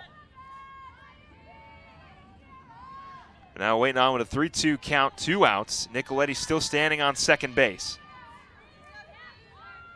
Smith's got 4 homers already this season. The 3-2. Slaps at that one and goes foul. Trying to defend on that outside part of the plate. Home plate umpire getting a lot of those called strikes on the outside corner. Smith just doing her job to defend, continue her at bat.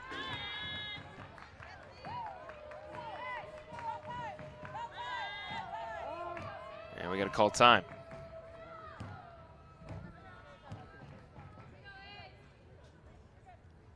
So it was called time by Fua.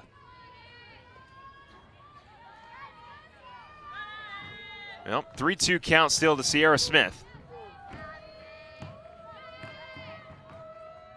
The pitch. Inside again will go foul.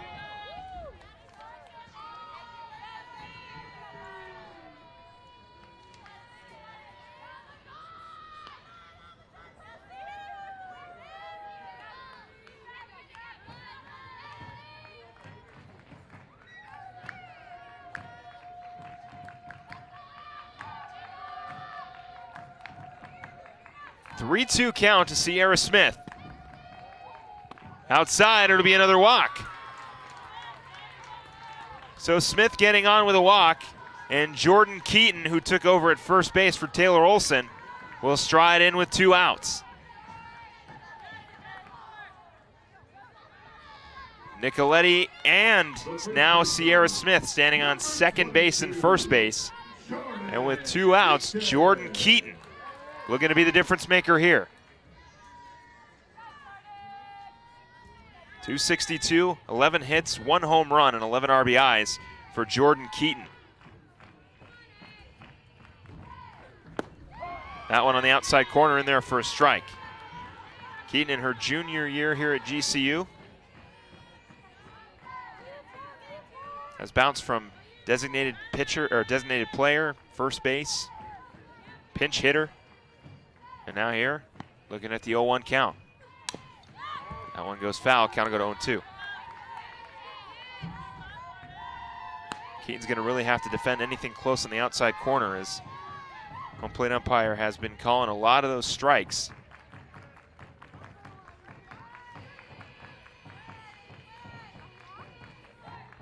Big hole over there on the right side of the infield over by first base. The 0-2. Outside for ball 1.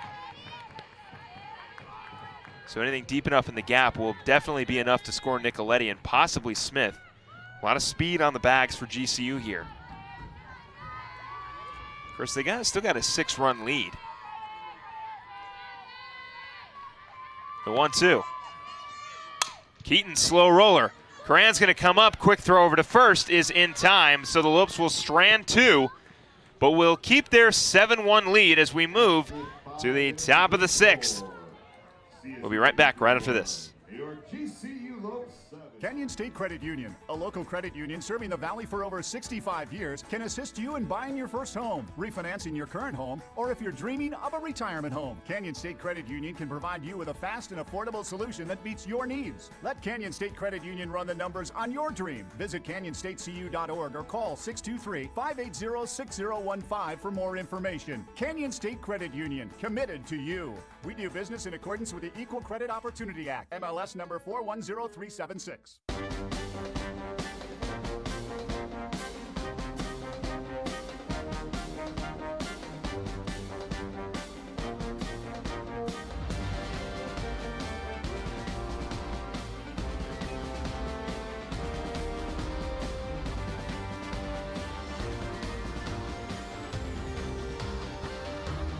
Find your purpose at GCU. Private, Christian, affordable, and nonprofit. Visit gcu.edu. Kaylee Holland will come in to do the catching now in relief of Kaylee Dietrich. Holland getting on with a single in the last inning. And now we'll go in and catch for GCU. It'll be Karan, Miller, and Fua for the runners as the Lopes look to keep the bats quiet here for CSU Bakersfield. Denhart threw 5 innings, 1 hit, no earned runs, and 2 strikeouts. Had a 1-2-3 inning last inning. Let's see if she can do it here. Karan lined out in the 3rd inning, right to Taylor Olson. First one on the way. Bunt down, it'll go foul.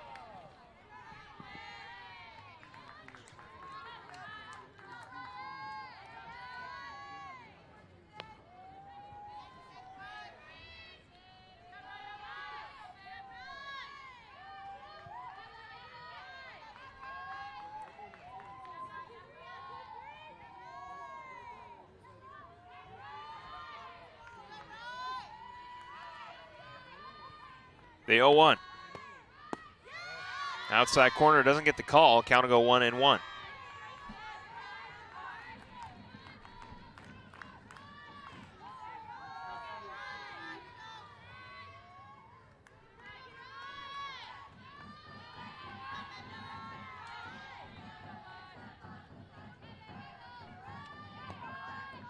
The 1-1. I want to go foul.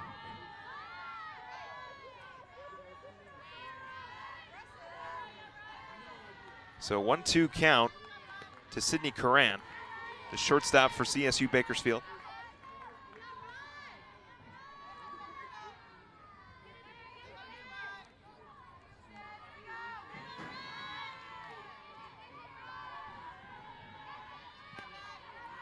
The 1-2.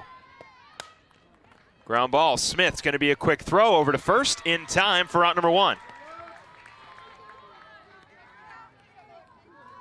So Karan grounds out, and now Allie Miller will step up. Miller lined out directly to Ryan Denhart and then grounded to Denhart, but on the throw was able to stay on first with an error. And that brought around, well, it helped to bring around a run later. That was outside for ball 1.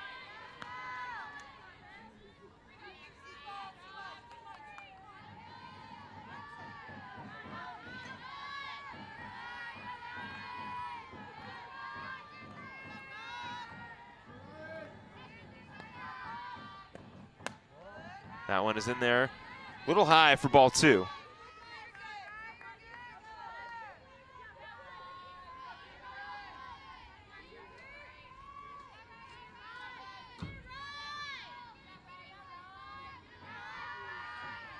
So 2-0 count to Allie Miller, the pitch.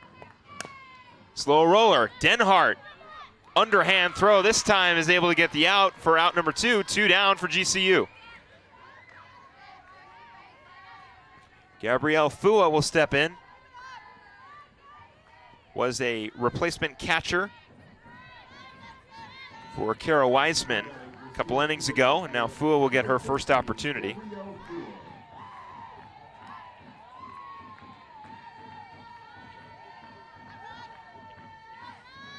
Fua did not play in game 1 or game 2, and now is getting an opportunity here. one's low for ball one.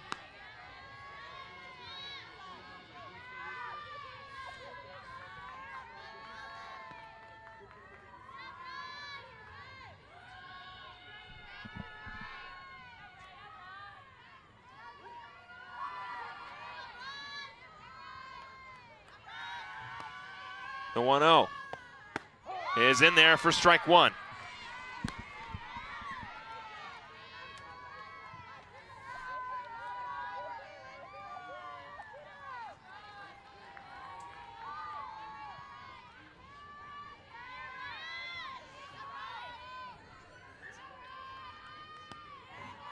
The 1-1 swung on and missed. 1-2 count now. Denhart looking for a 1-2-3 inning.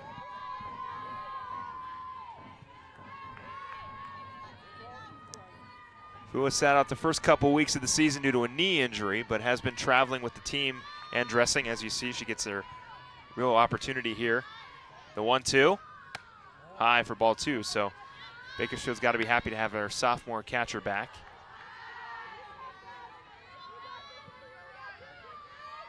Fua plays catcher, and she also plays the outfield. So coming back from injury.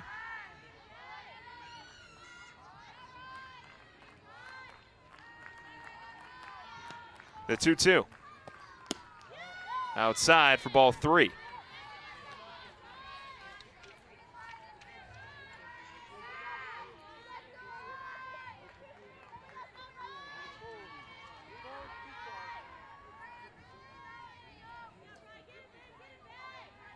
This is Fua's first at-bat of the season. And with a 3-2 count, the pitch. Off speed, got her looking. Strikeout number 3 for Ryan Denhart. A 1-2-3 inning for the Lopes. And they'll go into the bottom of the fifth, or the bottom of the sixth, looking to extend their lead as they lead 7-1. Welcome to the big leagues. The Grand Canyon Beverage Company has launched. Let's try that again. Welcome to the big leagues. The Grand Canyon Beverage Company has just launched a 16-ounce can of their popular energy drink Stampede. Keep up with the herd and head to GCBC to get yours today.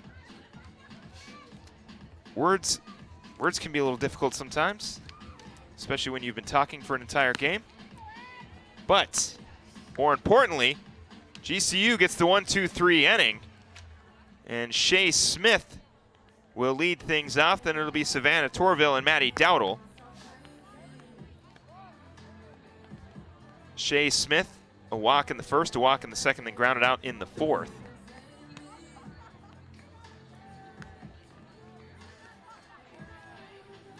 Avery Fitch still on the mound for the Runners through 3 2/3 innings, 3 hits, 1 earned run, 3 walks, and 2 strikeouts. Has kept the Lopes offensively pretty quiet since coming in. No runs have come around since Avery Fitch has stepped into the circle, and Shea Smith is looking to change that.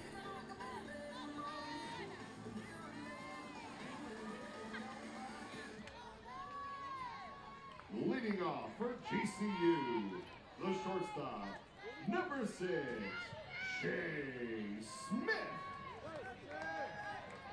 So Smith looking for her first hit.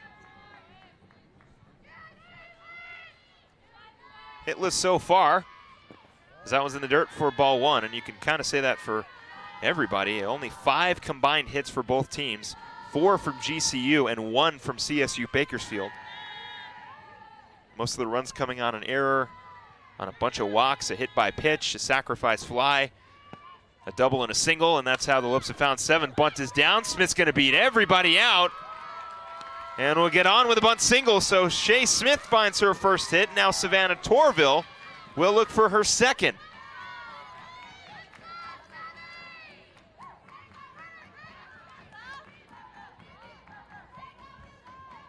Number 26, the second. A walk in the first, a 3-run double in the second, and a walk in the fourth. Leaves Savannah Torvill 1 for 1. And with Shea Smith on first, we'll see what Torvill can do. That one low for ball 1.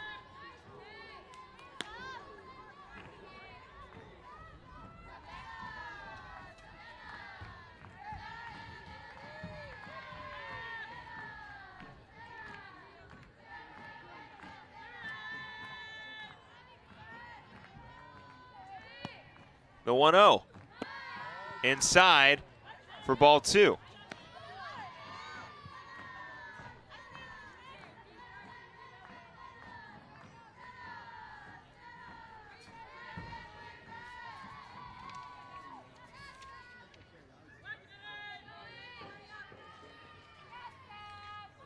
The 2-0 down the line, foul.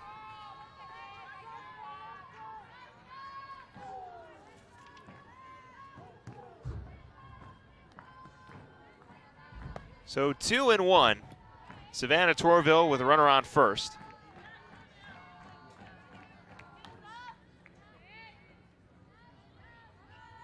Looking to continue this big lead for GCU. Bunt down, Torvill looking to beat it out. Will she? She will. So back-to-back bunt singles for GCU and runners on second and first.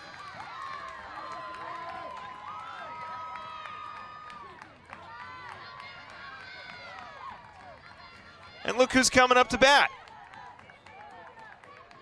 Brianna Aguilar.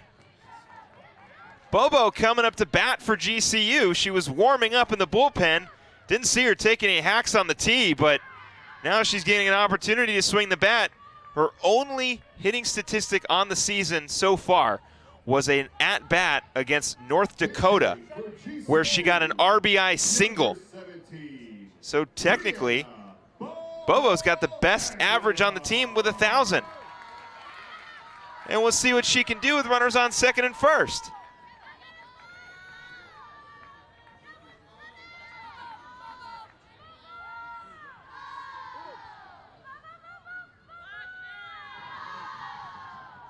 First one on the way.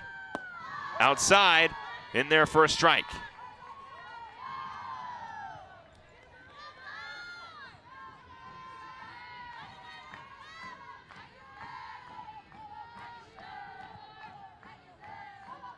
The 0-1. That one will go foul. The count will go to 0-2.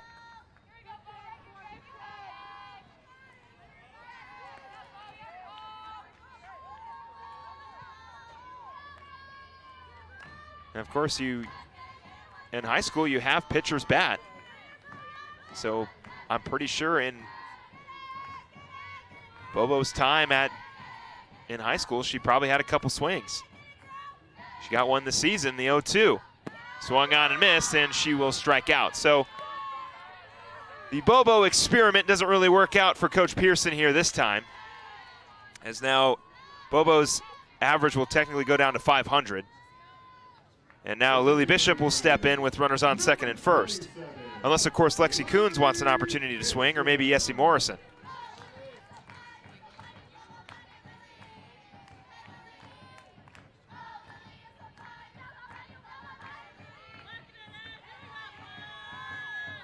First one on the way to Bishop. Is away for ball 1. Bishop a 2-run single in the first and then grounded out in the fourth.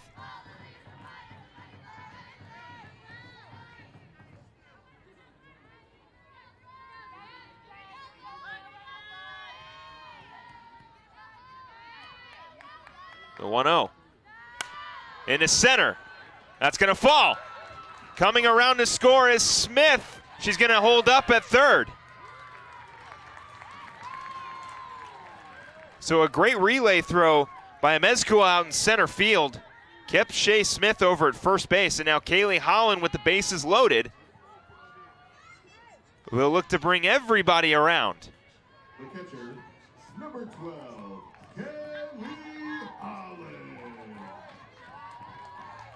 So Shea Smith at third, Savannah Torvill at second, and Lily Bishop at first. And Kaylee Holland, who got a single in the fifth, looking for another one here.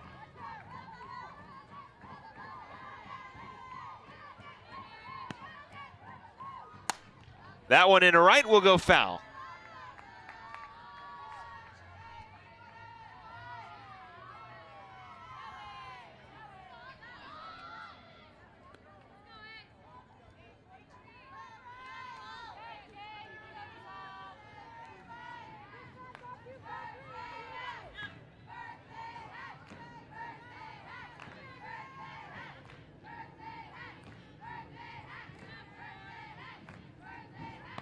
The 0-1. Holland up the middle. Off the glove, one will score. Torvill coming around to score. It's a walk-off for Kaylee Holland. So how about that? Kaylee Holland coming up clutch as the ball gets right under the glove of Katie Jackson at second, scoring 2 and giving the Lopes the clean sweep of CSU Bakersfield. It only took 6 for the Lopes to win 9-1. A great complete game pitching performance by Ryan Denhart. 6 innings pitched, 1 hit, and no earned runs, the only earned run coming off an error. And 3 strikeouts for Ryan Denhart. A single for Shea Smith, 2 hits for Savannah Torvill, 2 hits for Lily Bishop, and the clutch hitting of Kaylee Holland giving the Lopes the 9-1 victory to get the clean sweep against CSU Bakersfield. Thank you for tuning in. The Lopes will take on the University of Arizona in the doubleheader Friday on the 12th, and then again on Saturday on the 13th as they participate in Baseball Day Arizona. You can catch that Saturday game on Fox Sports Arizona at 1 p.m. with pregame at 12:30, and you can catch the doubleheader on Friday right here at 5 p.m. for Game 1 on GCU TV. Follow Grand Canyon University on Twitter, Facebook, and Instagram, and don't forget to subscribe to our YouTube channel at youtube.com/GCU. The Lopes sweep the runners and continue their momentum into their weekend series against the University of Arizona before they head on the road to Las Cruces to take on the New Mexico State Aggies. For everybody here at GCU TV, I'm Philip Catafamo, wishing you a great rest of your weekend. Lopes get the victory. Go Lopes.